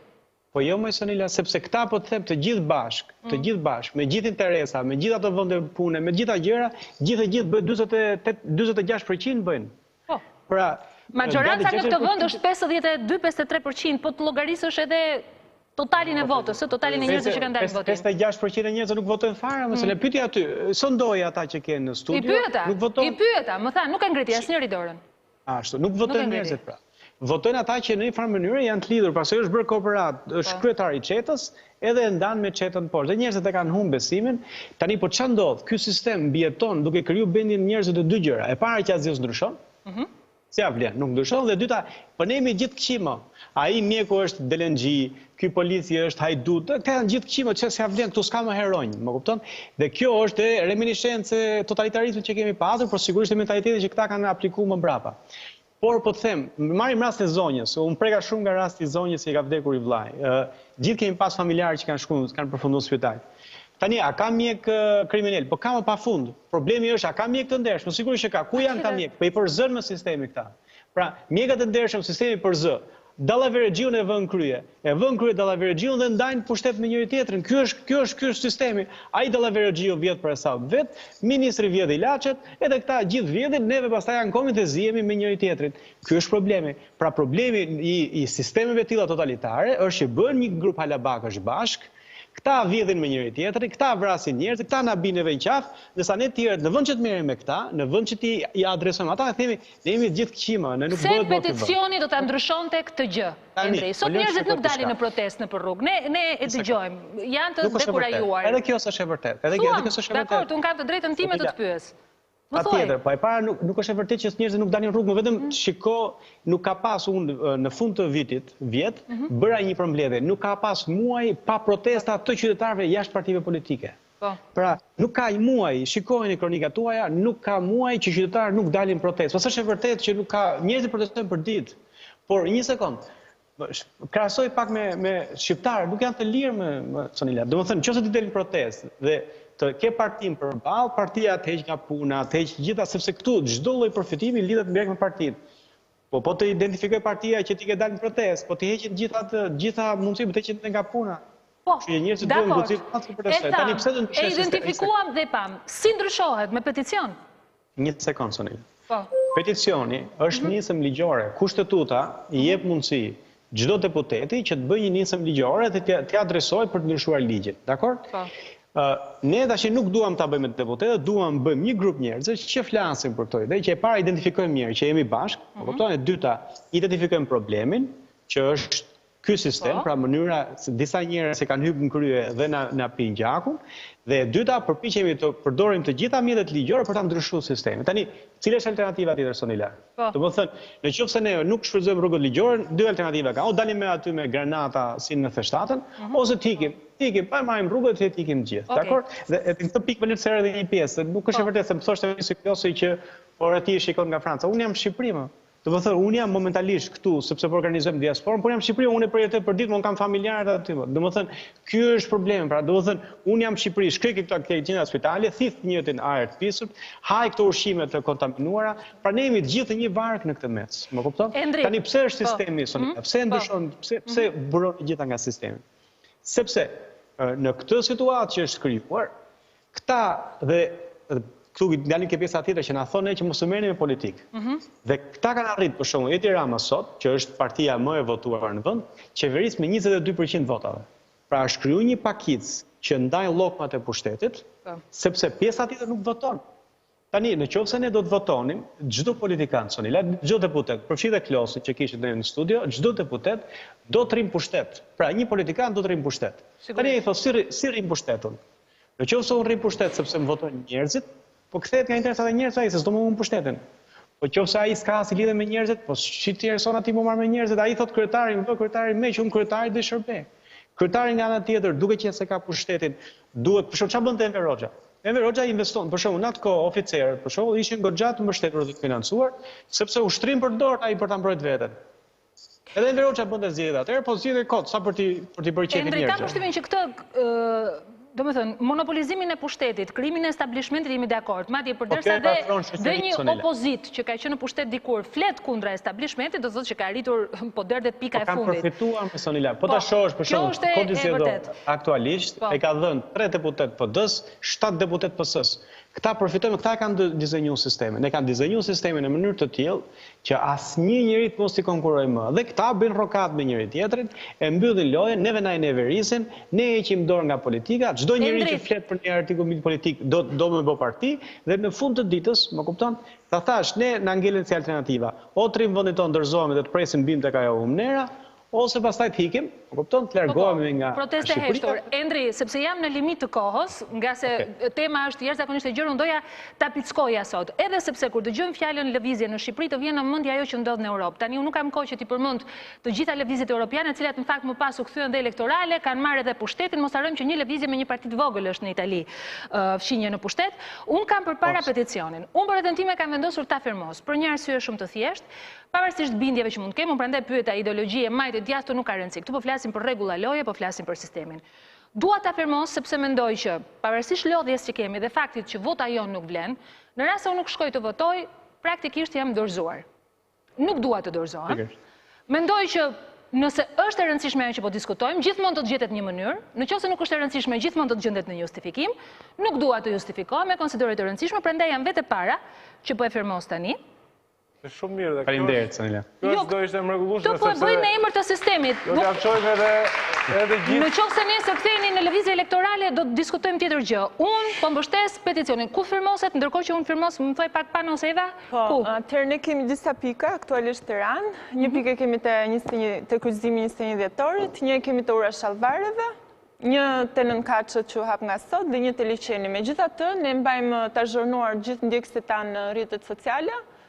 Për gjatë gjithë kohës. Ku do të klikuar? Do me thënë, ne mbajmë të azhurnuar në rast të ndrojmë vendodhjet, aktualisht. Por tenismathuri.al ose tenismathuri në Facebook. Dhe duhet të thoj këtë gjë. Endri, ke firmosur? Po sigurisht. Shikon, atëherë me që më dhe mundësinë, Sonila, pas nesër, të premten, pas 2 ditësh, jemi në Londër dhe po organizojmë firmosjen e peticionit nga diaspora. Vlem firmat edhe nga diaspora, pra dhe jashtë kufive. Po mund të shkarkojnë online peticion. Jo, do të thoya këtë që peticioni, për ta kuptuar që të gjithë, ky është hapi i parë. Ju siguroj, do të jemi... Unë po e sjell, mund ta çoj listën? Kush të doj, ju edhe do të largoheni më pas, unë do ta lë këtu. Je dakord ta firmosësh? Do të jemi gjithë kohën, pra ky është vetëm hapi i parë, dhe ne sapo kemi filluar. ju siguroj, do të çojmë më shumë projekt ligje me vota, me firma, me 20.000 firma ne në parlament se sa do çojë qeveria vitin tjetër, sepse nuk mund ta lëm më. Nuk mund ta lëm më boll, na kanë mërzitur, pra nuk ka rëndësi nëse bën Pano, Eva, Endri kështu me radhë. Për çdo gjë, jemi një mas njerëzish që duam të ndryshojmë sistemin. Gjërat dhe duhet t'i marrim vetë në dorë. Do çojmë ligjin për koncesionet pastaj. Do mbarojmë këtë, do çojmë ligjin për koncesionet. Dakor. Do çojmë ligjin për koncesionet, do kërkojmë 500.000 firma për ligjin për koncesionet. Pano, mos haro, pastaj do të jemi ne 500.000 që do t'ju kërkojmë llogari juve që na erdhët tu në studio dhe. Jo, patjetër, nuk diskutohet. Domethënë, ideja është që hajde t'i bëjmë të gjitha bashkë. Jemi të gjithë aksioner. Të bëhemi të gjithë aksioner në këtë vendimarrje. Pra në ndryshimin e sistemit të jenë të gjithë aksioner. Boll mund duke qenë spektator në një stadium ku palët duket sikur në fakt bëjnë luftë me njëra tjetrën, po i kanë ndërtuar stadiumin për veten e vet, fushën për veten e vet, bëjnë sikur bëjnë lojë. Dhe kjo është ideja. Ideja është, hajde t'i bëjmë rregullat e lojës sipas asaj që duam ne. Hajde t'i bëjmë vet pjesëmarrës, të bëhemi aksioner.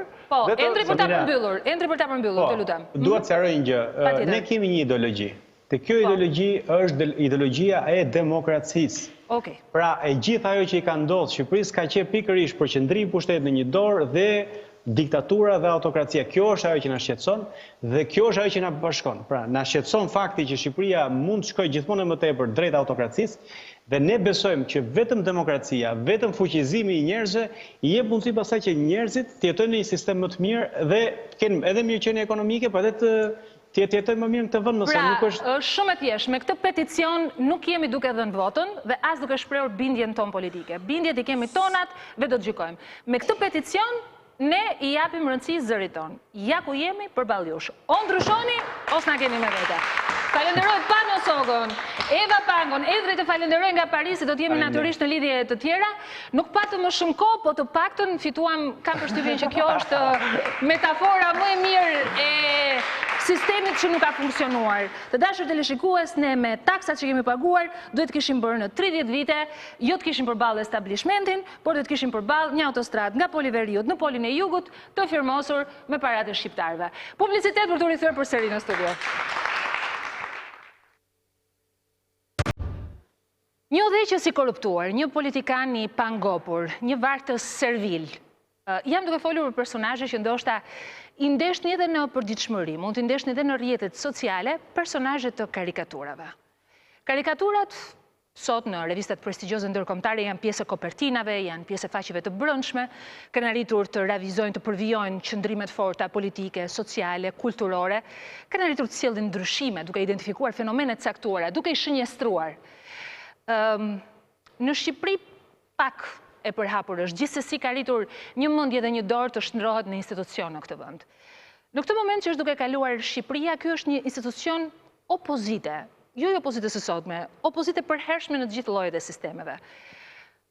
Njeriu që kontribuon në mënyrë të vazhdueshme për këtë gjë është poliedrik, është regjisor filmash vizatimor, regjisor teatri, ka qenë prezantues, intelektual, pedagog, vjen nga bota akademike, mjeshtër i madh, nder i kombit, kam nderin dhe kënaqësinë në Tempora për herë të parë të kem Bujar Kapexhiun.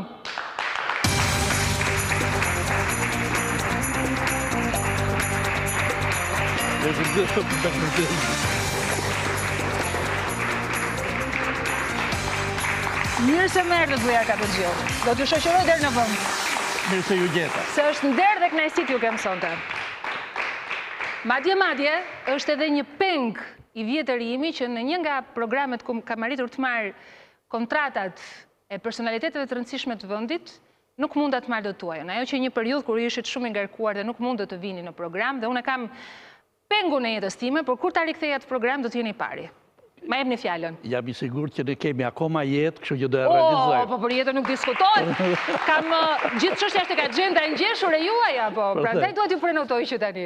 Personilën do ta gjej kohën. Bujar Kapexhiu, mirë se erdhët. Mirë se u gjeta dhe faleminderit për ftesën. Unë ju konsideroj një institucion, po jo vetëm unë. Të gjithë shqiptarët. Jemi pak më vonë se ora që kishim planifikuar, sepse nuk e dija na ndoqet, po jemi në kohë vështira. Jemi në kohë vështira, edhe sikur kemi vështirë të orientohemi, edhe sikur kemi vështirësi të gjejmë shpresë, fije shpresë. Ju vetë si përjetoni këtë kohë? Po ashtu. Me vështirësi edhe unë, me shumë vështirësi për t'i gjetur gjërat, me shumë vështirësi për t'u kënaqur, për të qenë i lumtur janë fjalë të cilat nuk ekzistojnë më. Kështu që në këtë drejtim mjafton një kënaqësi e çastit, por nuk ekziston një atmosferë përgjithshme, një atmosferë këndshme që edhe midis miqve, midis kushërinjve, midis shokëve, midis të njohurve dhe të panjohurve, të ketë një harmoni. Jo, ka një gjendje si diçka, e ke vënë kur nganjëherë si në ëndër, që do të hecësh, nuk hecën dot, do të ulesh në tokë, je në ajër, do ta kapësh, se kap dot. Kështu jemi ne. Ne jemi të gjithë fluturojmë. Megjithatë thuhet që në humor ka logjik më shumë se në gjithçka tjetër. Dhe ndoshta ju jeni shpëtuar nga kjo gjë sepse ju vjen kaq natyrshëm, ndoshta e keni edhe mjetin tuaj të mbjetesës, në thonjza, në këtë shkretir morale. Në të vërtetë është një gjë që është një krimtari mjaft e veçantë, mund të them se jo të gjithë merren me humor. Dhe ju vetë fakti shikoni që edhe sot në programet televizive, në letërsi dhe kudo në artet tona ka pak humor. Kjo vjen edhe nga gjendja në të cilët ndodhet publiku, shoqëria, e kupton, krijuesit vetë, e kupton, si thon, nuk i bëhet për të qeshur në këtë drejtim. Por megjithatë, ne të humorit mundohemi që edhe në këtë situatë të vështirë të gjejmë sadopak një kënd të këndshëm që në portretet e njerëzve të paktën nëse nuk qeshin, po të paktën dihet buzëqeshja. Buzëqeshje. Ndoshta ndihmon fakti që humori është më pranë të vërtetës. Padyshim. Se gjithçka tjetër. Kjo është e vërtetë. Ndonjëherë njeriu e vështirëson pamundësia për të thënë vërtetën. Shpeshherë jetojmë, këto janë kohra, ne jetojmë në demokraci, po e gjej veten shpeshherë të censuruar apo të vetë censuruar. Ndërsa ju nëpërmjet humorit keni një antimbrojtës shumë të mirë që nëpërmjet atij mund thoni ca vërteta dhe të çliroheni tek e fundit. Kjo është e vërtetë, jo vetëm të çlirohemi, por ne në këtë drejtim çlirojmë edhe të tjerët, por humori në këto momente ka dhe këtë gjë që tregon një të vërtetë sot që e godet, por tregon edhe të ardhmen se si duhet jetë. Pra, ne mundohemi, ne që merrim humorin, mundohemi që në këto kohë të vështira të paktën të buzëqeshim për të ardhmen që të qeshim, qoftë edhe me lot të qeshim. Sa me fat është gruaja juaj, të ketë bashkëshort një njeri që ka një ndër armët më të forta, humorin. Pyet, bëj një sondazh tek çdo vajza grua dhe pyetet çfarë do doje te partneri yt, jam e bindur që në përqindje më të madhe do thoshin humori. E di që ka një statistikë, po e them për herë të parë, po e them, ka një statistikë botërore që meshkujt më të suksesshëm janë aktorët komik. E çuditshme. Ju jeni një mashkull i suksesshëm, le ta themi me rregull treshi, Nuk anova këtë nga ana ime. E them unë konstatimi imi. Ndërkohë Bujar Kapexhiu, ju jeni mjeshtër i madh, jeni nder i kombit, jeni nderuar vetëm pak më parë, ju uroj edhe 100 vjet se kishit 25 vjetorin. Faleminderit. Është vërtet apo jo? Jo, 25, po 24. 24. Mendoja që ishte rrumbullak, jo, paska qenë 24 vjetori. Një nderim që u bë në presidencë, po jam e bindur nderimin më të madh ja jep publiku që ju ka ndjekur përgjatë gjithë këtyre viteve, të cilët i keni dhënë kënaqësi, sepse ju keni arritur të ndërtoni, është përpjekur Kozeta Kurti në pak minuta të presoj fort një karrierë të tërë të madhe. Kozeta ja del, është si një pilul, le ta shijojmë pak. Ja çfarë ka bërë Bujar Kapexhiu.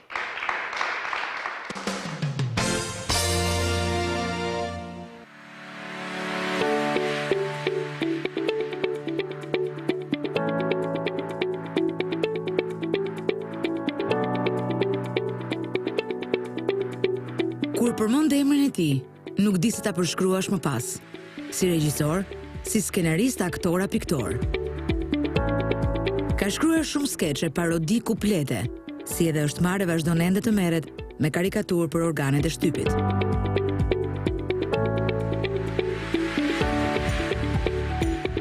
Pas një periudhe 2 vjeçare largimi nga Tirana për shkak të shfaqjeve liberale dhe moderniste, në festivalin 11 të këngës në Radio Televizionin Shqiptar, ku ishte autor teksti dhe konferencier, u rikthye më 1975 si regjisor dhe piktor në sektorin e sapo ngritur të filmit vizatimor për Kino Studios Shqipëria e Re.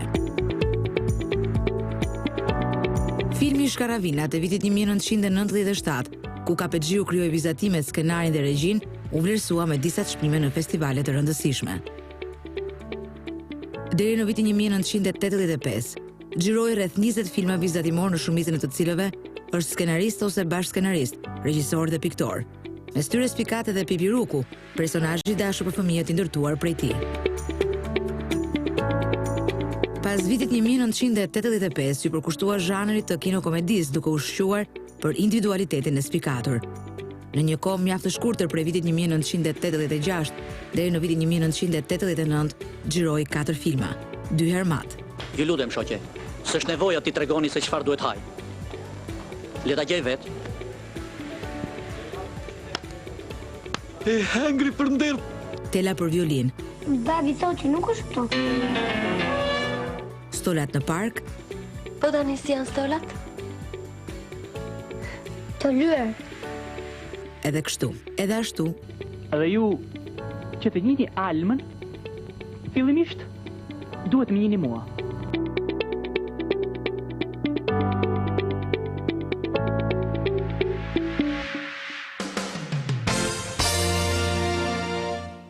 Është pak, ende shumë pak, po ja kemi marrë ca gur kilometrik.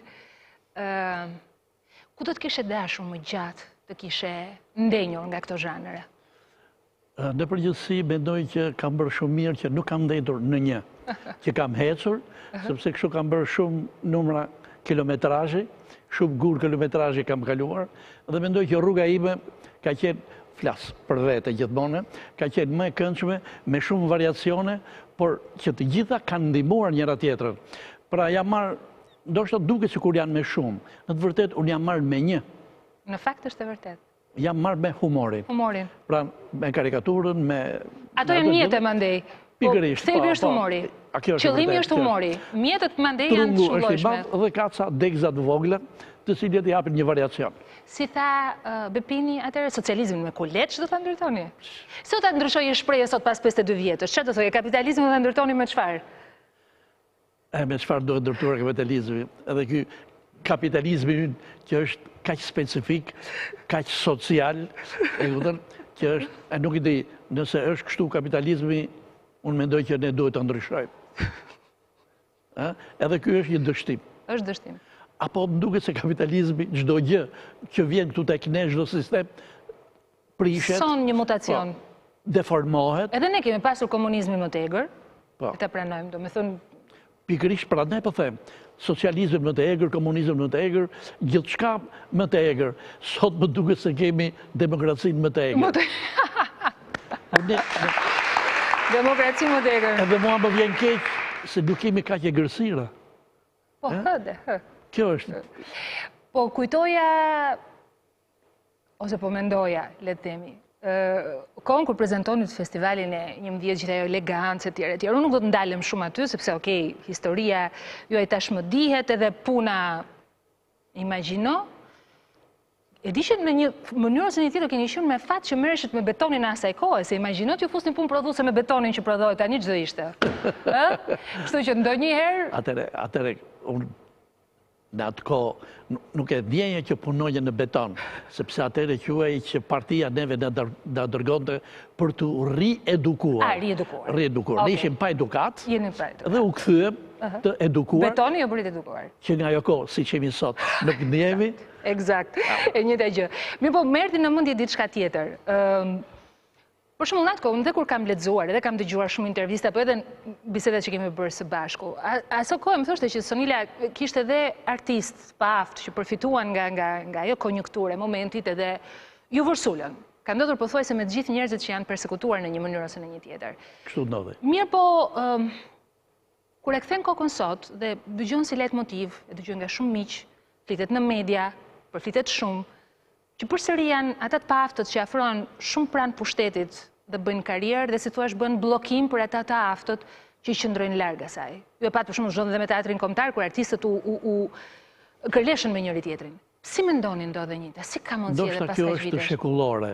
Ndoshta kudo ndodh kjo lufta e të paaftëve me të aftët. Dhe thuhet edhe një fjalë, çuditërisht fitojnë të paaftët. E kupton? Sepse të aftët lodhen shpejt, mërziten shpejt. Por më të them një gjë, unë e provova këtë vetë në kurrizin tim mas festivalit të 11. Ishin pikërisht të paaftët që u ngritën për ata që ishin të aftë, qoftë për këngëtarët e aftë, për kompozitorët, për artistët e aftë atë kohë. Dhe me çuditshme është kjo, që gjithë ato të paaftët ishin gjithë komunistë. E habitshme. është shumë e habitshme. Unë kur llogaris tani filani, do të thonë që janë emra që nuk janë dëgjuar fare, do të thonë kanë përfunduar, nuk kanë më, por ishin antar të partisë. Sot ndoshta ndodhe dhe kjo. Prandaj shumë afrohen bëhen edhe antar partije, duke menduar që partia do të mbaj, partia do të kompensoj atë mungesë aftësie dhe një lloj ambicie të smur malinja. Pikërisht mangësinë. Dakord, por le të themin që ju pavarësisht të gjithave nuk jeni dekurajuar. Ndoshta natyra juaj, humori e thatë vetë ju kanë ndihmuar që të vazhdoni edhe përpara. Kjo ka ndodhur nga natyrë dhe karakteri im, se në momentin që unë kam patur gjithmonë goditet më të mëdha, atëherë kam punuar shumë më tepër për të menduar dhe për të thënë tjerëve që ju thoni kështu, po ja ç'bëj unë. Ja kjo është një këshill, do ta kem vath në vesh. Kjo është vetë vërtet. Pra në momentin kur të godasin, po, atëherë hyj punës edhe më thellë. Dhe t'ju them një gjë shumë do të intime, familjare. Rrugën time të artit zakonisht e ndiqte nëna ime. Ajo më ndiqte. Dhe në një moment saktuar, kur shikonte që ishte ora 2 e natës, në mëngjes, ora 3 mëngjesit, unë akoma shkruanja dhe punonja, ajo vinte dhe më thoshte, kush të ka kritikuar? E ndjente që në ato që ishin kulme që unë mund të rinja gjithë natën pa gjumë që punonja, ajo e ndjente që kishte një ngecë diku. Dhe shpëtimi është ai dhe është vetëm puna. Kush e kupton, i bekuar është. I bekuar është. Është këshill shumë e mirë, sidomos në kohët që jetojmë. Zoti Kapexhiu, unë e kam titulluar pjesën që ne po ndajmë së bashku Opozita e Bujar Kapexhiut, por nuk i referohem opozitës aktuale, i referohem opozitës si nocion, si koncept. Është normale, ne shohim, unë ishin të vendosur, a mund t'i ktheni edhe një herë ju lutem, unë kisha përzgjedhur disa pamje nga karikaturat famshme botërore të këtyre kohëve të fundit, le të themi, për shembull, sidomos në Francë, ku janë të njohura, për shembull në krahun e djathtë është Marie Le Pen dhe si thua titulli i revistës është Idet e Frontit Nacional që eksportohen në të gjithë botën edhe shihet Marie Le Pen. Apo edhe pamja që është interesante, është bërë shpeshherë objekt i shakave, janë dy bashortët Macron, ku thotë il va faire des miracles, do të thënë do të ndodhin mrekulli. Siç mund ta lër sot shtatzën në atë moshë Macroni zonjën e tij, ashtu do të bërë dhe mrekullia ekonomike. Disa i kanë konsideruar ofensive, disa i kanë konsideruar janë të pashpirt me karikaturat në botë. Jo, shikoj si është problemi. Të paktën është vërtet. Kjo është politike. Kjo është më tepër shoqërore, familjare. Domethënë këtë. Problemi është ky që të paktën ashtu siç e shikoj unë dhe siç e ndjej edhe unë në punën time. Natyrisht vetë karikatura, kjo gjini e artit, ka një mesazh të tillë, do të thonë godet, kritikon, apo jo në... Mirë po, edhe kritikën kur e bën, edhe goditjen kur e bën, në mënyrën absolute nuk duhet të fyesh. Në mënyrë absolute nuk duhet të denigrosh. Mund të jesh brenda problemit, e kupton, që të arrish në një moment, karikaturisti i vërtet është ai që me atë që ka bërë, për shembull me një personazh politik, mundësisht në një moment saktuar dhe i politiku mund të ndjej pak keqardhje, pse ka ndodhur kjo. Po dhe në qoftë se i jep një buzëqeshje për gjetjen e bukur, kjo do ishte më e mirë. Që fundit ai edhe ta kuptoj që ndoshta e ka gabim këtë veprim, këtë batut, ose këtë nisëm. Në fakt, kjo sipas jush është fuqia më e fortë e karikaturës, që shkon deri tek karikaturët vinë nga italisht, karikare, mbi ngarkon diçka, pra një cen e fryn, e bën të dukshëm. Po, është ndoshta ky suksesi, do me thënë, ose mënyra për të arritur suksesin, ta njohësh atë vizëndarje, midis fyerjes, ofendimit, prekjes së ndjenjave atyre më të thella. Edhe populli ynë e ka shumë të bukur këtë gjë. Në çdo gjë, në çdo bisedë që mund të bësh atë gjë, kufirin tek thana. Tek thana. Pra, mos kalo thanën. E keni kaluar ndonjëherë thanën? Jo, nuk e kam kaluar. Jam munduar që të mos e kaloj, ndoshta jam edhe natyrë që sa shoh thanën, kthehet. Dita dalloj. Dhe në fakt, po vëm dhe në thanën, le të ndjekim vetëm pak nga shija e karikaturës, asaj politike, të Bujar Kapexhiut. Të shohim pak.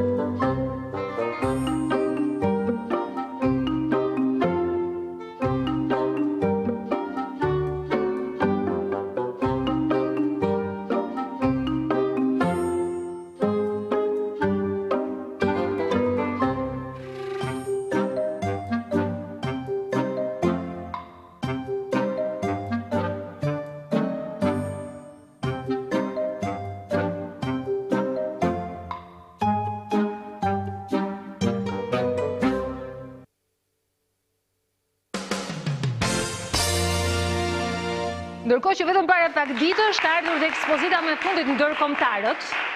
Nuk I kemi lënë ata jashtë karikaturizmit. Është shumë vështirë që ta sfidosh karikaturën. Se për shembull, bëjmë argumente, bëjmë diskutime, mund të sfidoj me fakte, me gjithçka, po karikaturën është shumë vështirë që ta sfidosh. Si presin njerëzit që ju I keni objekt karikaturë? Në përgjithësi, e trashëguar nga diktatura, politikanët në fillimet e viteve 90-91, kur kanë filluar të bëj presidentët, ministra dhe këta, e kanë pritur shumë keq. Do të thënë e kanë pritur, do shta mund të them edhe një gjë që kanë patur dhe kërcënime. Dhe kërcënime? Po. Por problemi është ky, vinin nga diktatura, dhe në diktaturë një karikaturë shkatronte jetën. Ishte e rrezikshme sepse atëre kritikohej vetëm imperializmi amerikan dhe social imperializmi sovjetik. Por në qoftë se ndonjë dikush do dilte në karikaturë, megjithëse karikatura në atë kohë shkonte deri ke kryetari I kooperativës ose ke një drejtor, më lart nuk shkonte. Megjithatë, cili do po do dilte në karikaturë, do e kishte firmosur fundin. Po, fundin e tij. Mirë po me kohë sa duket edhe politikanët tanë, duke ju afruar Europës, filluan të qytetërohen. Dhe e kuptuan që karikatura është edhe si një lloj reklame. Dhe mund të them edhe këtë gjë. Qarkullon në sferat e politikanëve, në përgjithësi në botë dhe të karikaturistëve, në marrëdhëniet e tyre thuhet që një karikaturë është e rrezikshme për një politikan, po më e rrezikshme është kur nuk ka asnjë karikaturë. Sepse tregon se për karikaturistët është jashtë vëmendjes. I parëndësishëm? Po, sepse edhe karikaturisti, domethënë, I kushton një vepër arti, edhe thot me atë që unë në përgjithësi I quaj edhe kështu politikan sezonal, janë veror ose vjeshtor, edhe largohen. Kështu që në këtë drejtim karikatura, unë sot po thuj se kam të gjithë miq, dhe shumë kam miq I kam fituar nga karikatura. Nuk e kam njohur, e kam bërë karikaturë, edhe e kam bërë mik. Do më thënë, kam filluar të mësohen me këtë ide, pavarësisht se unë kam lexuar nga në tjetër, ishte një analizë shumë e fortë që kishte bërë The New Yorker. The New Yorker, ju e dini se sa konkurse karikatura është realizon, dhe është e realizuar pothuajse gjithë revista brenda me karikatura. Dhe thoshte që pavarësisht se politikanët mund të ngjajnë të tillë, pra dhe mund të krijojnë dhe relata miqësore me karikaturistët, por thellë brenda tyre mendojnë që karikatura është një mjet shumë I fortë opozitar dhe politik, për shkak në thjesht se humori arrin të hyjë menjëherë, penetron në mënyrë të menjëhershme tek njerëzit, kështu të shkëpet menjëherë në gjak. Kështu që nuk ke kohë të lexosh një artikull të tërë për një veprim të caktuar, kur mund ta shikosh në karikaturë dhe karikaturisti mban qëndrimin e tij, që në përgjithësi mendimet e karikaturistëve janë mendimet e masës. Për shembull, më nxirni ndonjë tektukja, ta marrim kështu me rast konkret, për shembull. Karikaturat I kemi ndarë, disa nga ato që na u dukën, nëse tuajat janë gjitha interesante, se bukura është jo, vetëm duhet të ndërtosh aksionin, por duhet I vësh edhe frazën e dur. Tani unë nuk kam marrë syzet dhe nuk shikoj nga larg, nëse mund të ma sillni këtu. Kjo është po. Faleminderit për shërbimin Bindja Demokratike. Bindje demokratike. Është zoti Patozi dhe zoti Rama. Në këto momente, në këtë situatë krize, në këtë situatë, do me thënë, absurde, mund të themi, në politikën shqiptare, krijohet një parti që është, nuk duhet ishte, ose duhet ishte bërë disa vjetë më parë. Jo në 5 orë për parandyljes Jo, edhe aq më tepër dhe për kraja që ju dha kësaj nga majoranca, duke sikur ata e ndërtuan shpejt e shpejt, eja të kemi, nuk ishe se pse të ndodhte kjo. Aq më tepër në përgjithësi unë nuk I preferoj dhe nuk I dua, nuk I simpatizoj, megjithëse I përshëndes me shumë dashuri për veprimet e tyre, politikanë të cilët në momente që largohen nga një parti, krijon një parti tjetër vetëm për interesa të vogla. Unë nuk mendoj që këta politikanë mendojnë për interesa të mëdha. Nuk e besoj. Ndërkohë në karikaturën tjetër është zoti Edi Rama që ka dy, le të themi, pac. Po. Prokurore e përgjithshme dhe një prokuror I çfarëdoshëm. Ose një prokuror I radhës. Padyshim janë sot po e shohim që po ndodhin të njëjtat gjëra. Me urdhra po lirohen, me urdhra po burgosen dhe po lirohen përsëri, e tjera. Nuk ka nuk ka ndëshkim. U folë që do të ketë të ndëshkuar, neve po i presim pikërisht ata që me të vërtet, me fakte dhe realisht kanë abuzuar dhe kanë bërë këtë gjë. Por e shikojmë që karikatura tjetër? Dhe nuk është e letë të thuash, shiko sa shpjegim me fjalë duhet, ndërkohë që ajo është... Si ka mundësi që britëm këtu? Dhe kjo është një batut... është Ditmir Bushati? Po, ish ministri jashtëm, në momentin e caktuar, me Ruqin, në buzë të Greminës është? Po, në buzë. Sepse edhe ai mendon, do të thonë, mendon me mençuri dhe i se e ndjen, që si parti, si majorancë, ne po shkojmë drejt Greminës. Në këtë situatë, në këtë formë, edhe në këtë mënyrë sjellje. Unë çuditem me këtë. Në qoftë se kjo majoranca është e sigurt që fiton, kjo është sfida. E janë të bëjmë prapë zgjedhjet. E qartë. Hajde të bëjmë zgjedhjet, fitojmë prapë dhe le të vinë prapë ata. Dhe ne do i dorë trokas. Eja të barabartë. Të barabartë. Karikatura tjetër? Deri në 2021 këtu më keni. Ta shkullim. E ka thënë që deri në 2021 ishin, do të thënë, më keni këtu. Ka thënë dhe për 30 vjetë të tjera, ndoshta nuk e ke dëgjuar. Jo, e kam dëgjuar që unë hiki kur dua unë. Edhe ajo. E kupton apo jo? Kështu që unë çuditem. Ta shkullim, thotë Lulzim Basha, po ka sharrë në dorë, pra praktikisht do sharruar. Për të sharruar ato litaret me cilët Rama është i lidhur aq fort. Natyrisht, është edhe mendimin e Monikës. Por, në të vërtet, unë në mendonja që njeriu kur është i fort, kur është i mençur, kur është sfidant, e kupton, i dorëzon dhe qertat, po, hajde hidhemi edhe një herë, e provojmë. Por, kam frikë se në këtë çaste nuk ka trimëri. Sepse argumenton nuk mund t'i lënë të tavolinë fitore dhe pushtetin Lulzim Bashës. Fjalët thonë që jam i sigurt, unë i fitoj përsëri. Hajde provojmë. Ishe dakord me vendimin e opozitës për të dalë nga parlamenti? Bile, unë isha dakord që edhe e kam bërë karikaturën para një vit e gjysmë ka bërë karikaturën. Po, s'më kujtohet. Po, është karikatura, para një vit e gjysmë. Para 2 vjetësh duhet të kishe dalë, duhet të kishe djegë. Edhe nuk do ishim sot këtu. Po do ishim shumë më mirë. Po, është në karikaturë, është Berisha dhe Basha duke djegur mandatet. Ti djegim. Por thanë jo. Unë ja dhash mendimin tim. Sigurisht. Nuk i dojnë atë. Janë të vonuar, por them që Në mirë vërë se kur, janë të vonuar. E qartë. Ndërkohë këtu shojmë Nart Ndokën dhe Genti Cakajn. Edhe ti si unë, po ja futë Roma për Toma. Çfarë duke bërë Genti Cakaj? Jo, problemi është ky që Ndoka njifet ka batuta fantazi, batuta që ka njëherë janë absurd. Do të thonë nuk lidhen fare. Mirë, edhe memet e kanë kthyer pak në personazh, se ndonjëherë edhe nuk e ka të thënë, po është kthyer në personazh. E kanë kthyer me shumë dashamirësi. Krijon një vërtet. Por ama në punën zyrtare nuk ka këto probleme dashamirësie, duhet të jesh korrekt. Genti Cakaj çfarë po thur? Edhe ky djaloshi i ri, e kupton? Ministri në detyrë i jashtëm. Po, ministri në detyrë, e nuk e di se si e kryen këtë detyrë, po natyrisht gjithse ka detyrë shtëpie apo detyrë shkolle, detyrat i ka me kopje, i ka me vetat, por megjithatë edhe ai po thur me shtiza. Çfarë po thur? Pra, do të them me topin e leshit, e kupton? Po thur trikon e gafave, sepse edhe ai në batutat që thot, në mënyrën që thot, herë pas here ka kputur shumë gafa të cilat e kanë bërë jo si Noka që e kanë bërë të jep të qeshërën, kurse me ato që ka thënë ai të jep nervozizmin, se mendon se si është e mundur një figurë e tillë, një ministër i jashtëm, qoftë edhe në detyrë, të thot batuta të tilla të cilat janë.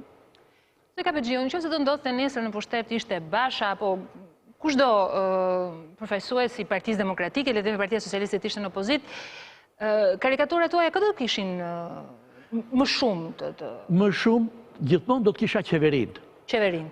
Padyshim qeverinë. Qeveria të jep lëndë të parë. Gjithmonë, dhe në qoftë se vjen Lul Basha, në krye të karikaturës time do të jetë Lul Basha. Ashtu si që ka qenë në shumë karikatura, po qikoni librat, ka qenë Sali Berisha.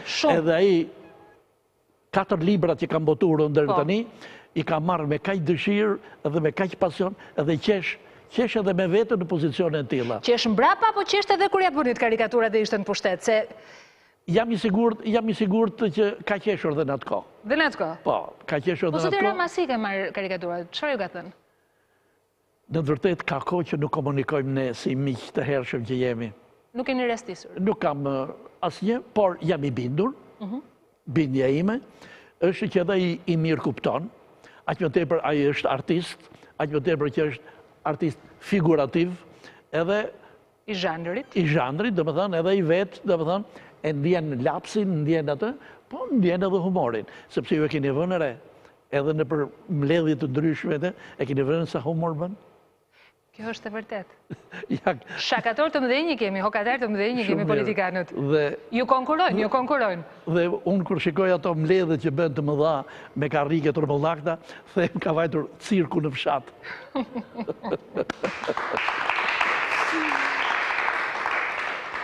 Zoti Kapexhiu, është dhe kjo e fundit, në fakt që të doje, Rama ik. Ju e thatë vetë pak a shumë mendimin tuaj, në që ose ndjeti sigur në fitore... Rama ik. Në fakt, ka një perceptim shoqëror që sot, zoti Rama ka një pushtet shumë të fort në duar. Ka shumë të fort, dhe që dhe të me njojën që kam unë, herë mas herë dyshoj, kam një dyshim, dhe me mënyrën e ti sfidante që, do të thënë, nuk pyet për këtë gjë, unë kam përshtypjen që ai do të ik, jo se do të ik për të lënë postin. Jo, do të ik, doni edhe zgjedhje të reja, urdhëroni, bëjmë zgjedhje të reja. I bën. Po kam përshtypjen që nuk e lën të paaftët. Nuk e lën, domethënë, mediokrit që ka rreth e rrotull, sepse ata te ky mbahen. E kupton? Kështu që ky është trungu, janë ato këpurdha që i rrinë. Praktikisht i prodhoi ky pushtet. Po, e bi prodhoi, e kupton? Edhe ata e mbajnë, se vetë po t'ishte për këtë, domethënë unë mendoj që... Ju besoni që Edi Rama vetë? Unë mendoj që Edi Rama që keni njohur ju? Po, Edi Rama që kam njohur unë, domethënë me atë qëndrimin e tij, domethënë ishte i gatshëm. Nuk thot që unë do t'iki kur të dua unë, apo jo? Jo kur dore. E pra, ai mund t'iki kur të doj. Doni, e kupton, s'doni, ai do t'ishte... Unë çuditem pse nuk po e bën. Paka shumë i datë një përgjigje dhe vetë. E thatë pak më parë. Zoti Kapexhiu, në fund të ditës, në qoftë se unë do t'ju kërkoja një karikatur për zgjidhjen e kësaj situate. Jemi në një ngërç është eufemizëm për të thënë në këtë rast, po në një situatë krize të jashtëzakonshme. Edhe të gjithë pyesim cila është zgjidhja, si dilet nga kjo situatë. Në qoftë se ju do duhet të bëni një karikaturë, e di që është pyetje e vështirë, po kështu... Jo, nuk e kam menduar se si do ta bëj. Si do t'ishte? Si do ta bëj? Do të thënë, Rama dhe Basha, të dy parakotis duke votuar.